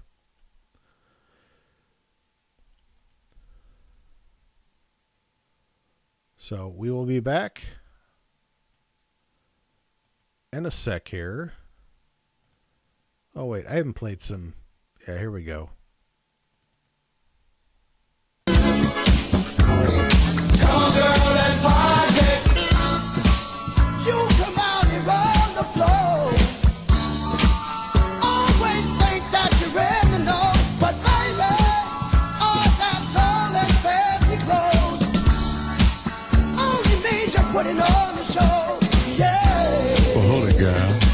Take off that fancy wear. Just let your thoughts clear the air. Come on, girl. Let's get down. Baby, let's do it to that funky, funky sound. Yeah. Get down to the groove. Let the body move. Get down to the groove. Let that body move.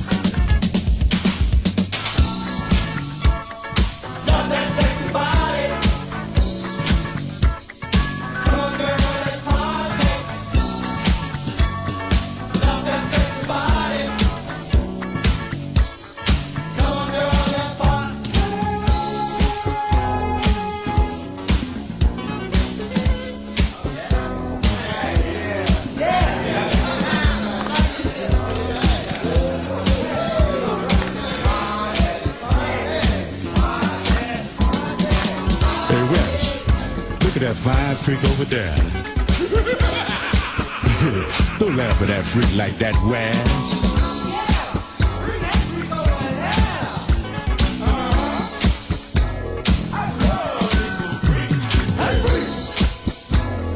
Come over here.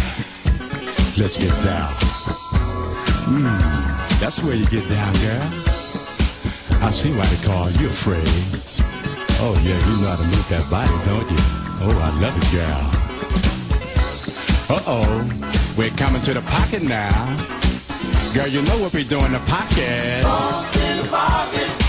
It doesn't matter who you are, the smoking Joe or your grandma. Everybody, whether near or far. Love it in the pocket. Every boy and every girl, all across this funky world.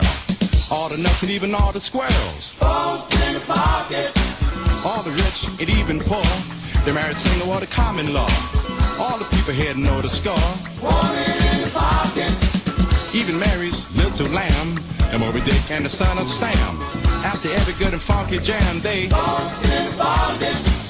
After everything is through, and you're done what you came to do, you can smile because you know it's true. Got it in the pocket. Listen, lame, where's your brain? You need somebody just to pull your chain. All the people love to do this thing. Funk in the pocket. You may be small, large or tall. It doesn't matter what size at all. Even presidents like to ball. They love it in the pocket. Since you heard my storyline, I hope you freaks really dug me rhyme. It doesn't cost you a single dime to funk in the pocket. Hey, free, hey, free. Come over here. Get down to the funky groove. Come over here. Get down to the funky groove. Come over here. Get down to the funky groove. Bullshit! Come over here. Get down to the funky groove. Come over here. Get down. Get the fuck over here. Strut that ass, strut that ass, strut that ass.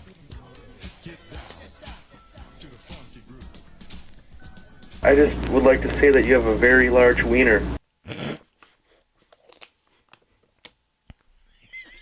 That's one of my... I have that video still. Is it this? It's the 95th birthday. Yeah. Hold on. Let me switch over to the magic monitor.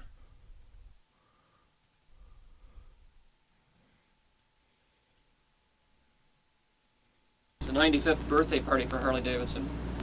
And it formally begins on Tuesday, June 9th, with the rides coming from all over the United States arriving in Milwaukee on that afternoon. It will last through the 13th. The big birthday party is at Summerfest on Saturday the 13th, and at Veterans Park just north of the Summerfest grounds. Okay, and sir, I just would like to say that you have a very large wiener.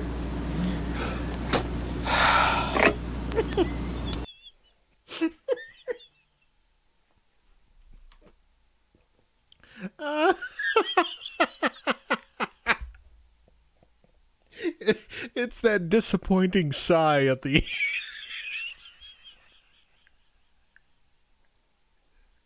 oh, that gets me every time. Oh.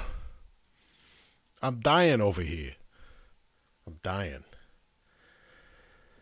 Okay.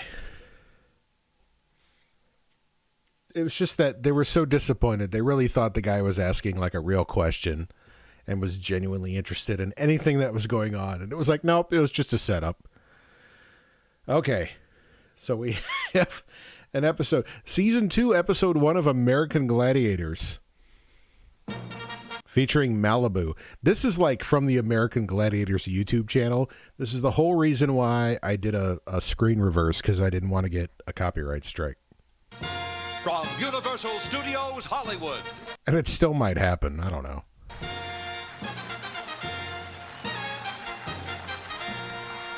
This is American Gladoators. I'm going to boost the volume a little bit.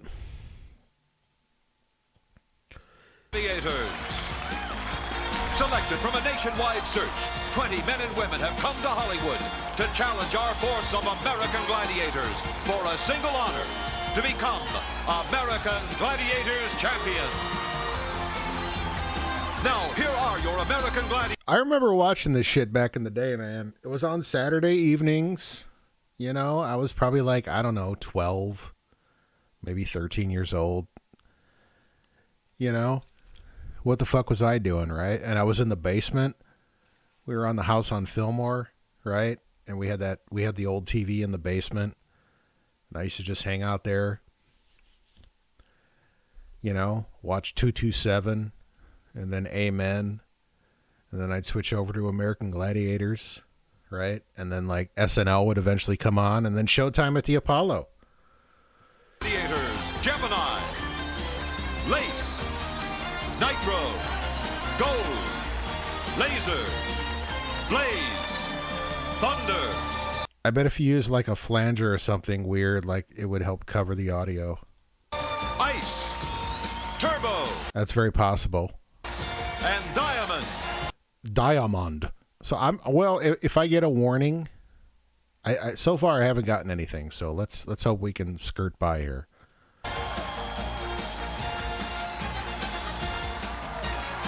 The host for American Gladiators, Mike Adamley, and his Fucking Mike Adamley. And Zonka. co-host Larry Zonka.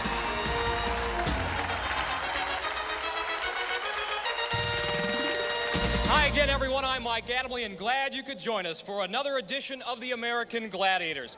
We've got 2 brand new events, a revamped Eliminator Final, and 20 brand new contenders who were selected from a nationwide talent search. And with their athletic skills, they'll have a chance to earn over $150,000 in cash and prizes. We also have a It's in prizes. brand new co-host. He's Hall of Fame fullback from the Miami Dolphins, still looking lean and mean, Mr. Larry Zonka. Thank you. Zonk, good to have you here, and it must be That is a well-groomed mustache on Zonka. nice after all those years in the National Football League. You're kind of a rookie again. This is your first go-around on American Gladiators. First time out. It's exciting for me to be around this much action, this much muscle and movement, and not have to pay the price. You know, I won't have to bleed. I won't have to fix any of the bruises or the bumps. Well, I don't know if that scenario will take place, but we are sure to have some very heated competition. And with that in mind, let's meet the contenders for this preliminary round. In our women's preliminary, please welcome Sheila Mercer of Phoenix, Arizona. That's right. Get it, Sheila. And her opponent, Trish Tillotson of Wichita, Kansas, a teacher. In the men's competition, here's Rico Costantino Hey, is that Nick from Family Ties? of Santa Ana, California, a bodyguard. Hey. And his opponent, John Adams of Oakland, California, an account representative. It's like the most mundane fucking jobs. Our contenders in the blue both have martial arts experience. John, you're a brown belt in judo. What about your focus? That's got to help, I think. Absolutely. Being able to keep the emotions under control and to stay focused under any circumstances. Trish, a black belt in karate. Do you expect that hand-to-hand combat experience to help you here? Yeah, I do. I think it'll help a lot with quickness and stamina, endurance, and just mental focus. Okay, Zonk? Well, Rico, I understand Zonk. that you've done a little security work with some of the rock groups. Do you think anything that you've done there might help you today? Especially in Powerball, be quick, move fast, and up the wall. Sheila, this is just another day at work for you, isn't it? Yeah, it is. It's going to be tough, but it's going to be so much fun. Good luck to both of you. Contenders, best of luck. There's sure to be plenty Sheila. What a fucking late 80s name. of heat because you have to face our American Gladiators. Let's get it on.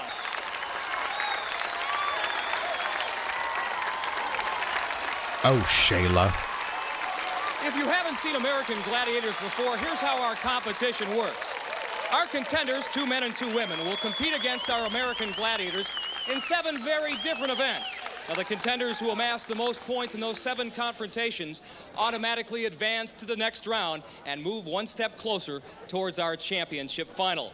With that in mind, we are ready now for our first event, Men's Powerball. With an explanation, here's Zong. Powerball, the blood and guts event of American Gladiators. That's not that's like the Powerball I know. Powerball, our two contenders will compete simultaneously, each removing a scoring ball from the buckets on opposite ends of the field with the idea of putting this ball in one of 5 scoring pods located in the center of the field. The 4 outside pods will be worth 1 point, but the centermost pod will be worth 2 points. Sounds easy, doesn't it, ladies and gentlemen? But it fucking ain't. Have to consider that we're going to have 3 gladiators trying to stop them from scoring.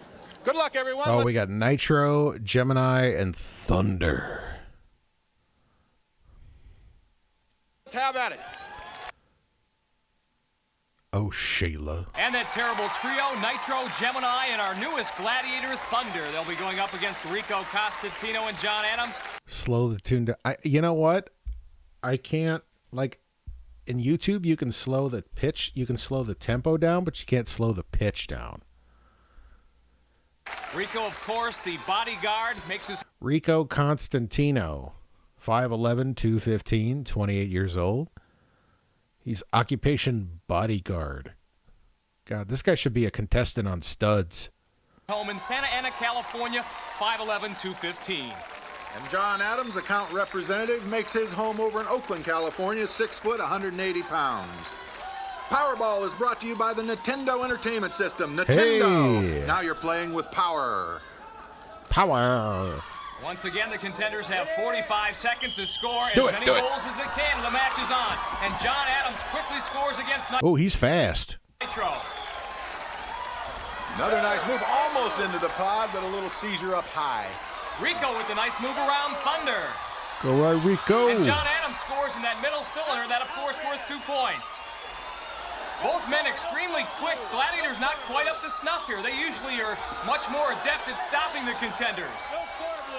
Thunder was pretty adept at putting down Rico on that last one. He did a double wrap and forced his head right into the mat. Ooh. Gemini working over Rico pretty good. No goal there. As we run down the final seconds of this Powerball match. Oh, he just got cucked. Gemini certainly warmed up this morning. He's moving back and forth like a defensive back, end to end. And that is it. John Adams has won it 3-1 here. John Adams opening up with a nice move, avoiding the two gladiators. Rico doing the same thing, planning and coming back against the field. And finally, John Adams taking advantage of the gladiators' divided attention and scoring. No rust on these guys after the off season. The Gladiators are still mighty tough. Oh, now we got to listen to them act like they're disappointed in their performance, I guess. Look at this guy. Gemini, what about your new partner here, Thunder? Oh, we're very happy to have Thunder. He gives us that that strike we need. You know, Powerball is the event that gets the gladiators adrenaline going, gets us fired up, and Thunder has that streak in him that we like. What about that streak, Thunder? Well, I like spaghetti. You know, it's my first season out, and I hope that it's going to be a successful season for the Gladiators. I'm real happy to be here, and I hope the streak continues forever. Yeah! Larry? Rico! Yeah. Great halfback move. I saw that. Oh, they didn't even talk to Turbo That hip, you threw the leg out. or Nitro, whatever the fuck his name is. Drew the shoulder back. Nice job. Those guys are real big and quick. As I try to avoid any contact from them, try to score the buckets. John, on the other hand, you scored big. Yeah, well, it's called self-preservation out there. I saw you were evasive in the early goings on, but then Rico threw a nice block for you, drew two of the gladiators, and you zipped into the middle. Oh, definitely a team effort. Team effort, but however, you get the points. Congratulations again. Mike? Gladiators, nice job. Take a breather. Coming up next, it's women's Powerball. We'll be back with more of the American Gladiators. Well, John and Rico teamed up to give John a 3-1 win in Powerball. But there's more action coming up. Next, the joust. The joust. And the game of That was one of my favorites. assault. But up next, the women's turn in Powerball. Uh-oh. Welcome back to Universal Studios Hollywood. It's the women's turn to shake and bake. The name of the game? I never went to Universal Studios. Like, I've obviously, I've been to Disney World. Why are you panting, Bosley? You all right, buddy? You gotta take a shit?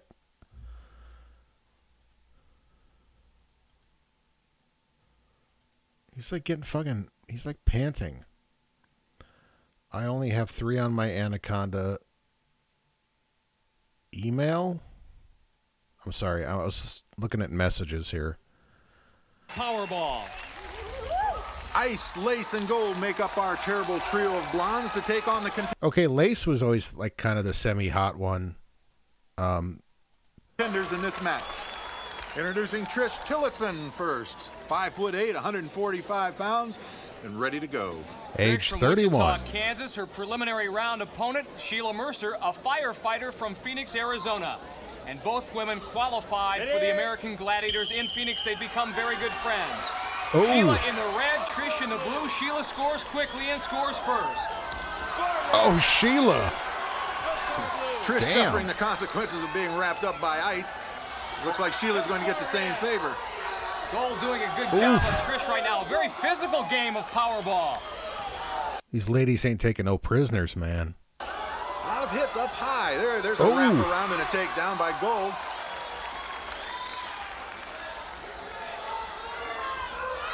Both Gold and Ice don't shy away from contact. There, Gold rips the ball away from Trish Tillotson. 10 seconds to go now. And both contenders running out of steam. Running out of steam and taking a beating physically. They've been to the mat several times. Jump shot finally by Sheila Mercer, and that is it. Sheila Mercer the winner, 3-0. Well, it was pretty, but it was also physical. Many trips to the arena floor. As we watch here, Ice squaring up and taking Trish on a trip down to the mat. And then Gold without the great position, making the flying tackle, but Sheila manages the score. Can I play in the woman's role? Like, I wouldn't mind getting tackled by Ice or Lace. Just like the men's American Gladiators, the women's Gladiators have 2 new teammates. One of them, Ice. Ice, you picked up the game very, very fast. Damn. It's a lot of fun. Your adrenaline's starts pumping, and I'm the new gladiator, and I have to prove myself out here. Nobody can get past me.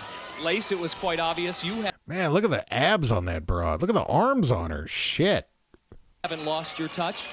I love my new teammates. I'm really happy that I'm back, and the audience is terrific today, and we're ready to rock. Gold, last season you were a rookie. Now you're a sophomore, so to speak, sophomore gladiator, and you too haven't lost your touch either. All I have to say is All I have to say is our partner is going to shock the world. She looks like she got kicked out of Brittany Fox. Great addition to the team. A terrific trio, Ice, Lace, and Gold. Larry? Sheila, great job. It's obvious to me that you've been involved in some combative sports before. Well, at the station, we play basketball for PT, and I'm probably the only girl with 9 men your size, so I kind of have to try to do the best I can to survive out there. It's obvious you don't take a back seat to anyone. Congratulations. Trish, it got a little physical out there. I heard some thumps and hits like the football field. How do you feel? Felt great. Didn't get any in, but it sure felt great fighting it there. It was a blast. Those gladiators play for keeps. Good luck.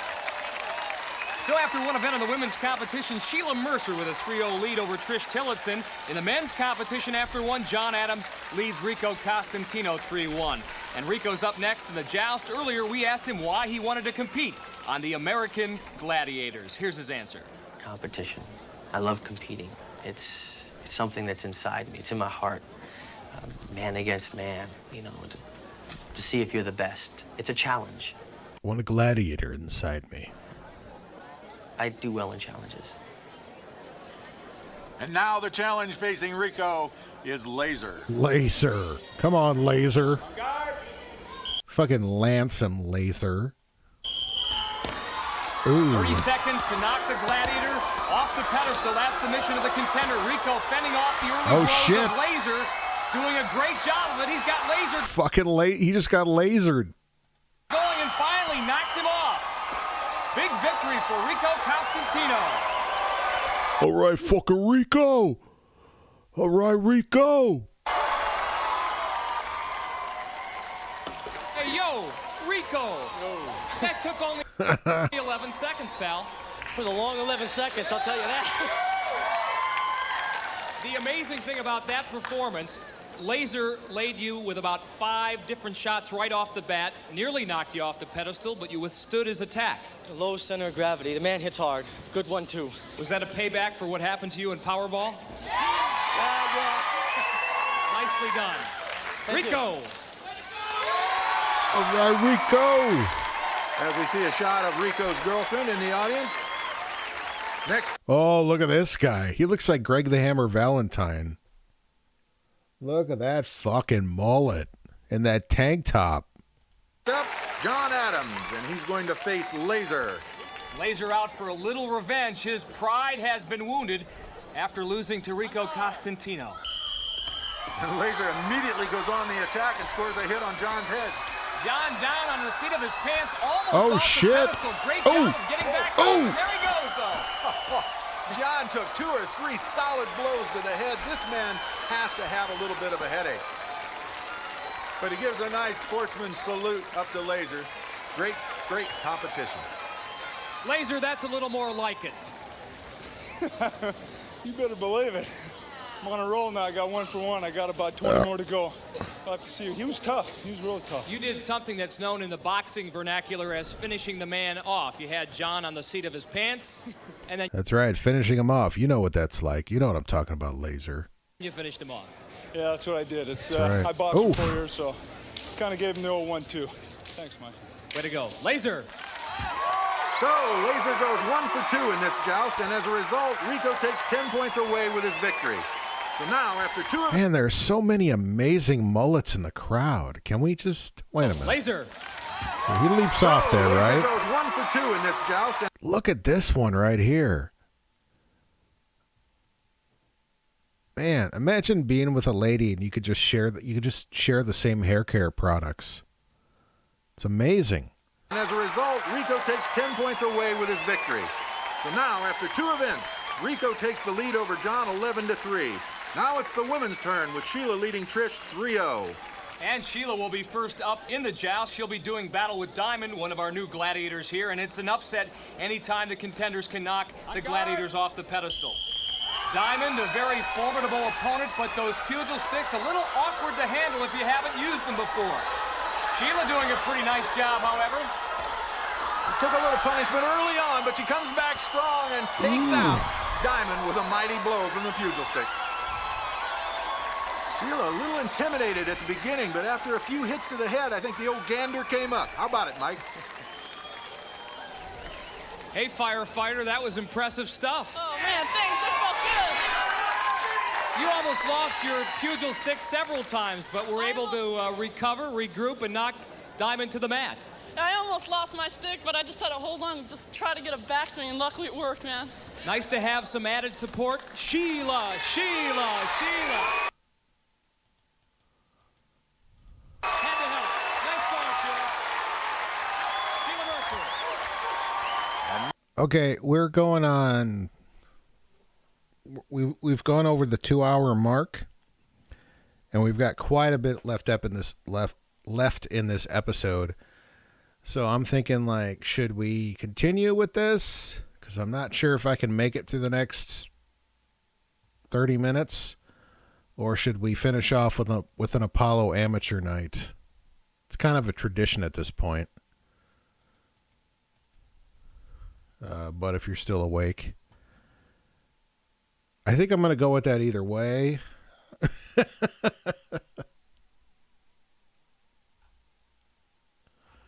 You know, it's just what I'm feeling right now. All right, y'all, well, welcome here to Amateur Night Apollo. Let me give you... All right, hold on here.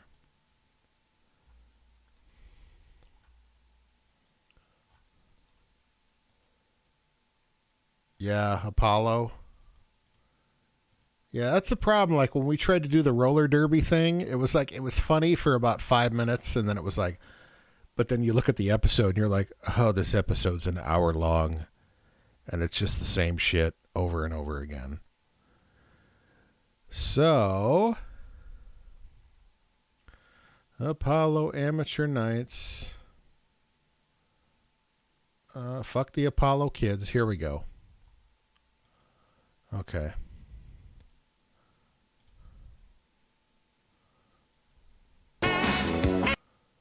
Wait wait a minute. I want to welcome you to Amateur Night at the Apollo. Okay. I just want to make sure that was the first clip. All right, folks.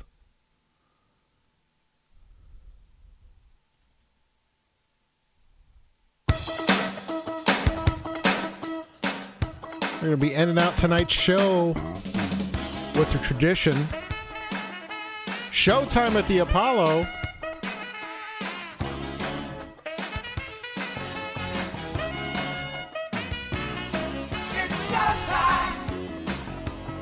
At the Apollo.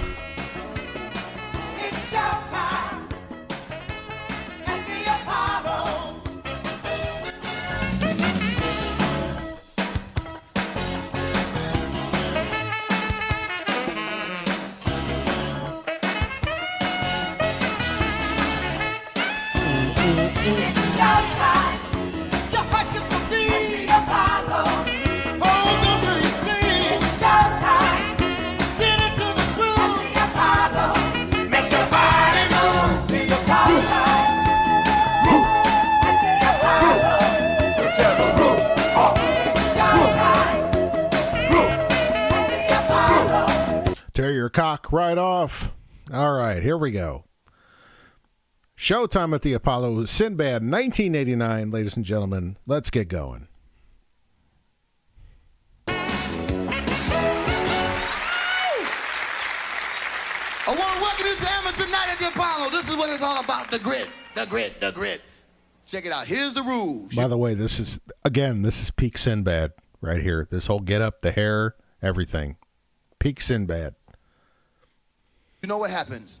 5 contestants, Willie one is a winner from last week. They come back. The people in the audience, they judge at the end. All the people who survive, who don't get booed, come back out here. And the audience will pick who the winner is. And that winner will come back next week for some more of this judgment here. I don't know why he uploads from his phone. I wish he would upload. I mean, we get all these wonderful Snapchat updates. You know, at this point, I'll take what I can get. So let's get this started right now. The first contestant, Miss Delano Miles. L.A. terrorized by a series of street takeovers over the weekend. That's the thing in Chicago, too, man, where those dipshits like fucking do like donuts and burnouts in the middle of intersections. You got these poor people who are just trying to get home from work, and these fucking dipshits just start doing burnouts in the middle of the intersections, and nobody can get through. How you doing, Delano? How are you? Where you from? I'm from Houston, Texas. You from Houston? Yeah, some Houston people here. Are you ready for this? Yes, I am. All right. What are you gonna sing? After the Love is Lost. Ooh, I like that. I like that. After love is gone. Yeah.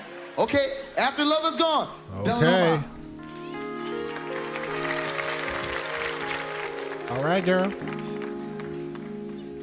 I will endure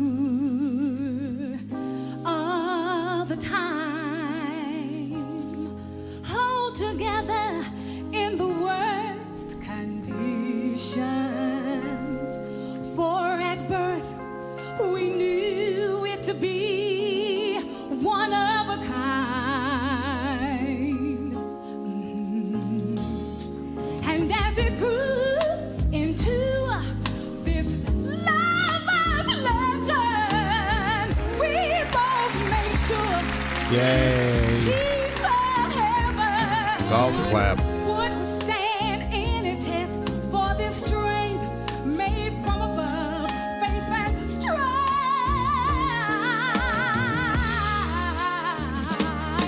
And until after the thrill is gone, we'll be at it on to make it even stronger. True love will never die long after the love has lost its shine.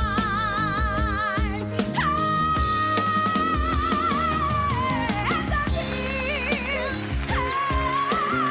the thrill is gone, we'll be at it on to make it even stronger. True love will never die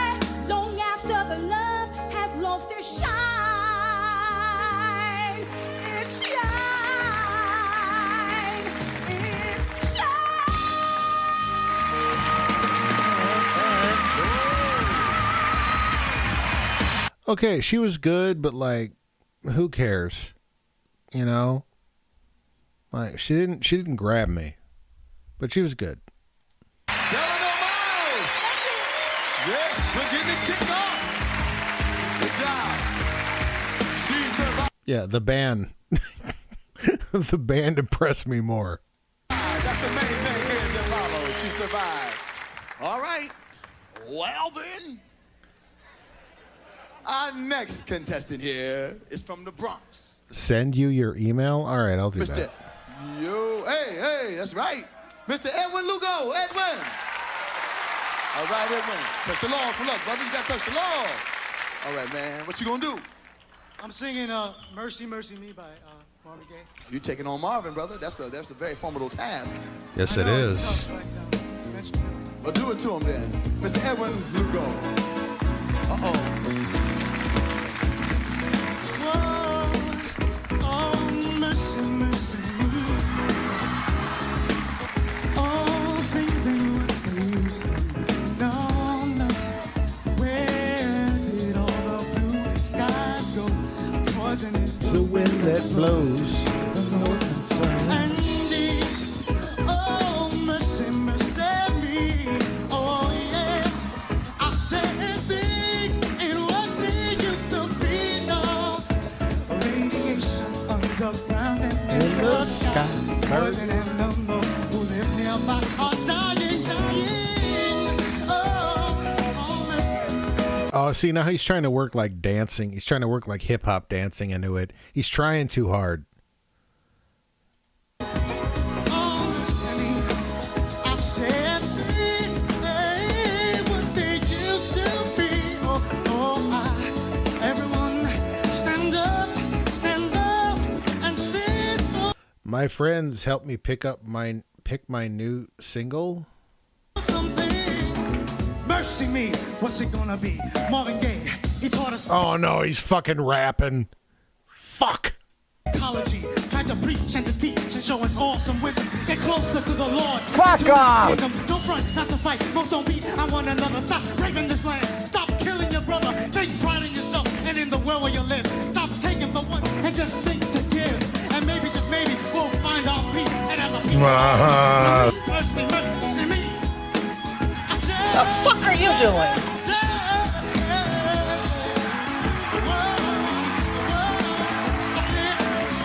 So he's going back and forth between rapping and singing, and yeah, all right.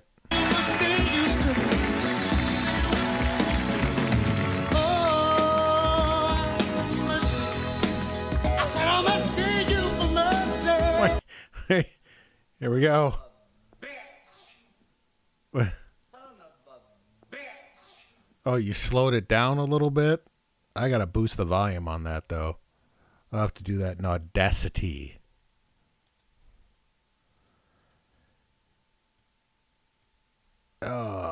What happened to my... Oh, here he goes. Son of a bitch!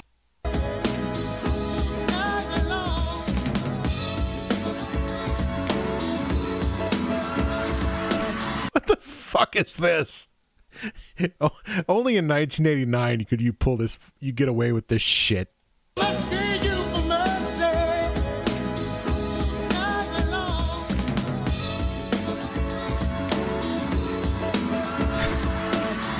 Like, seriously, what the fuck?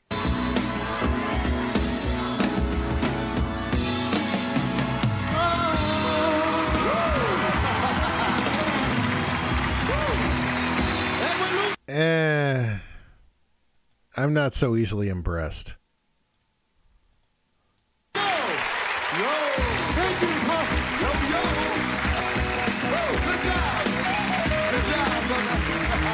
The band is killing it, though. You hear that fucking guitar player? Shit.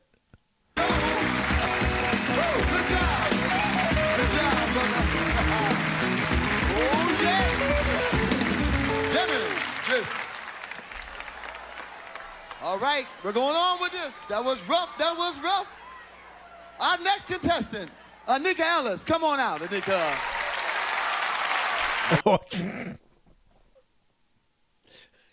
It must be the beer talking. I thought he said an N-word Alice.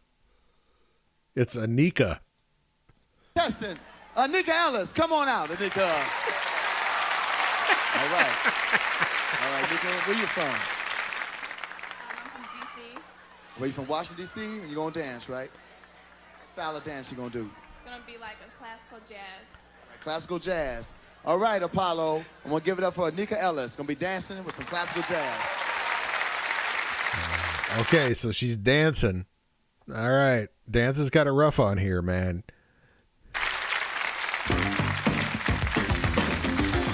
Oh, here she goes. All right.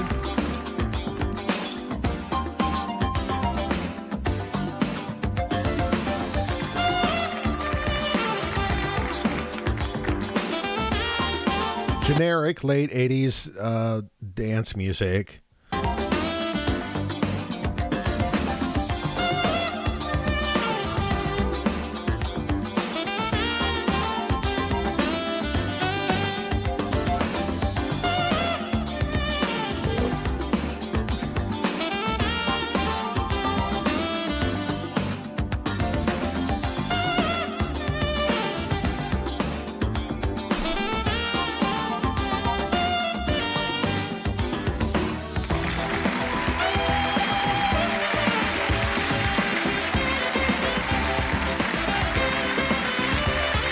Yeah, dancers, like, you gotta fucking blow them out of the water. Like, you gotta come out with something mind-blowing right off the gate. Comedians, same thing. Magicians, yeah, like, you gotta straight up, like set off an explosion or something.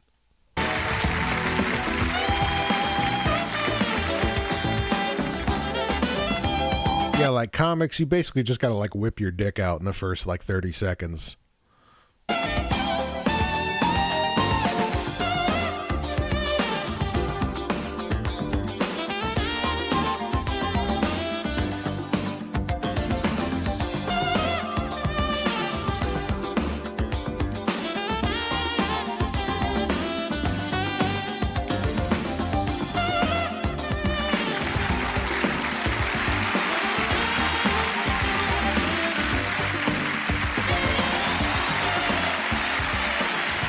The amateur competition continues right after this. Shit, okay. So, fuck. Is this the next scene? Brought to you in part by Schlitz Malt Liquor. No one does it like the Bulls. All right. I was right. The only way I have to go by Sinbad's shirts to know if I'm still on the right video. Come back to Amateur Night, Apollo. My man Frank over here on the orchestra, the power orchestra here. They've been jamming. They do it all for everybody. We love you, brother. Right now, our next contestant. Like, I know we talk about Jay Chu and the crew. I'm big Frank Owens, man. Frank Owens and the band. I'm all about Frank Owens. Miss Robin Lewis. Robin, come on out. Touch the log again. Touch it good. All right. Robin, where you from? From Long Island. From Long Island? I see you went to Howard University, right? Sure did. Nice experience. And what are you doing now? Right now, I'm a flight attendant for a major airline and a performer. All right. Now you do dreaming, right? All right. Let's do it. Robin. All right, Isaiah, you got 5 Snapchat notifications. You better get on that shit.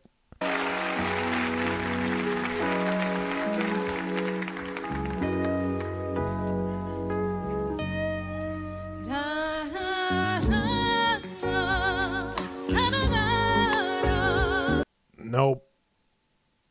Hunter Green ends rookie season on dominant role. All of this is terrible.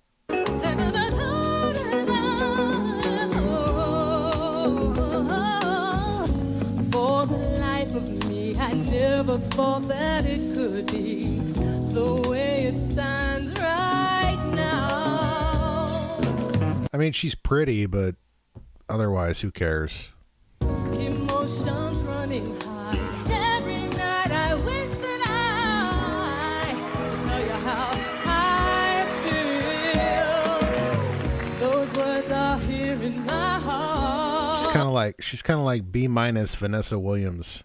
Oh, but there is just one missing part. How to put it together, how to say it right, and let you know that every night I'll be dreaming, hoping, baby, you'll be there. I'll be dreaming. Frank's guitar player was fucking killer. Was that? Unless that's, I think that's might be Frank playing the guitar. I'm not sure. Hoping, baby, you'll be there. Those words are here in my heart, but there is just one missing part. How to put it together, how to say it right, and let you know that every night I'll be dreaming. He was the pianist. Okay.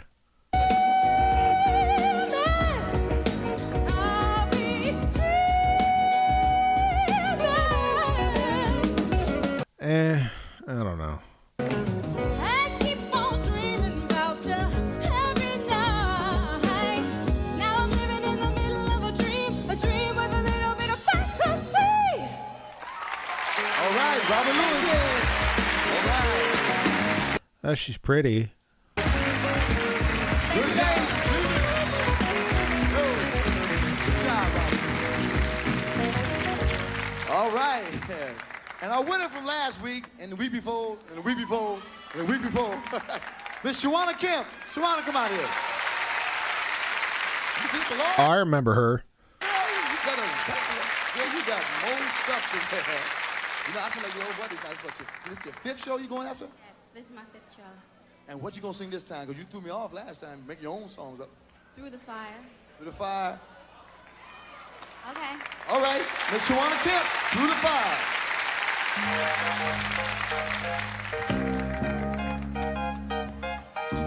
I look in your eyes and I can see your love so dangerously. You're not trusting your heart to anyone. You tell me you're gonna play it smart. We're through before we start, but I believe that we've only just begun. When it's this sweet, there's no saying no.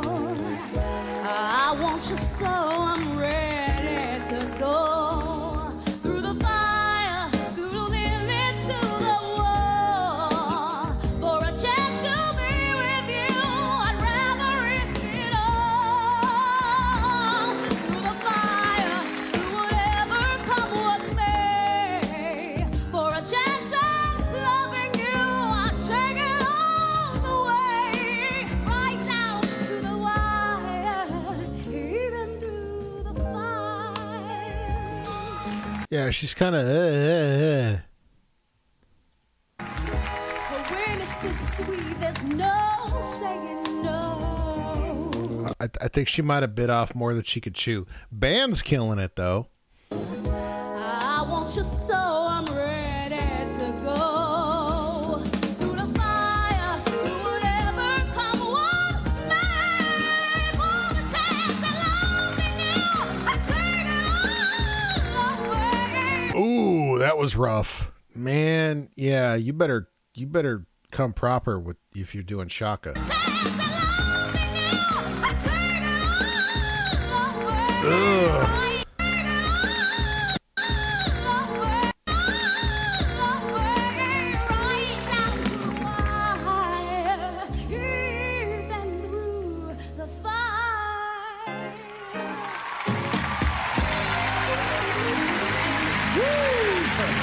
Shawana Kemp doing it again.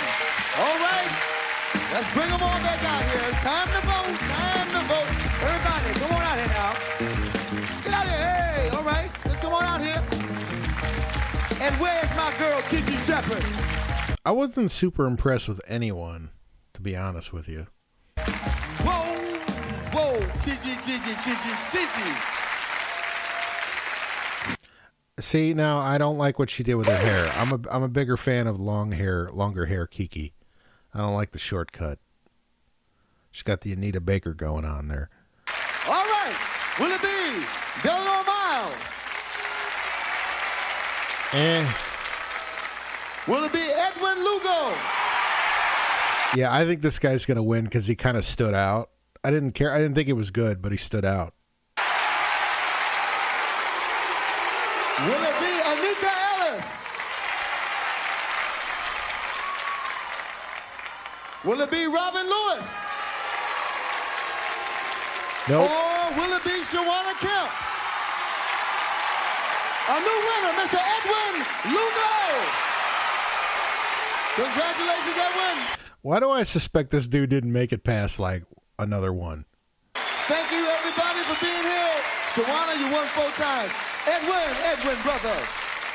Don't try to pick up the women while you're on stage. Edwin, how you feel? I feel great, man. Thanks. I want to thank everybody. You're going to be back next week for the Amateur Night at Apollo. Stay tuned. We got some more Showtime at the Apollo happening. Mr. Edwin, brother. Mercy me.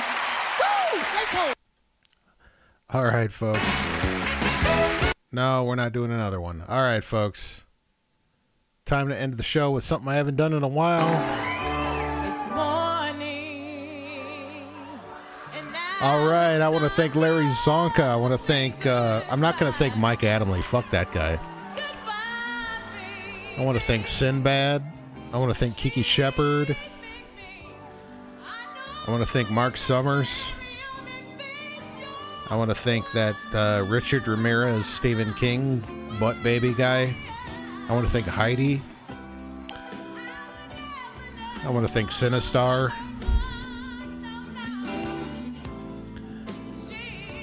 I want to thank Defender.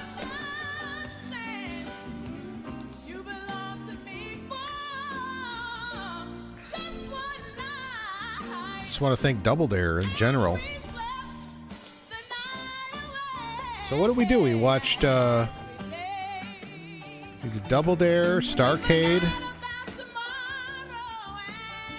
Oh, I want to thank Gold and Lace and Turbo and Malibu, of course.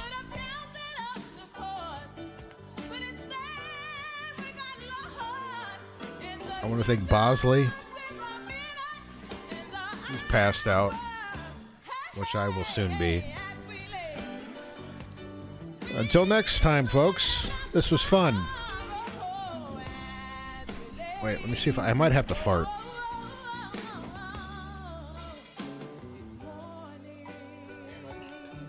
False alarm.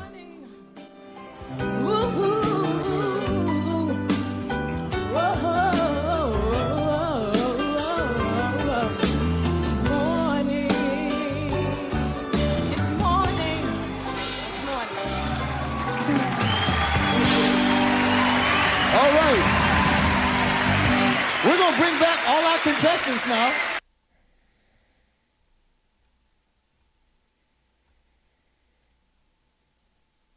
All you ladies pop your pussy like this. Shake your body, don't stop, don't miss. All you ladies pop your pussy like this. Shake your body, don't stop, don't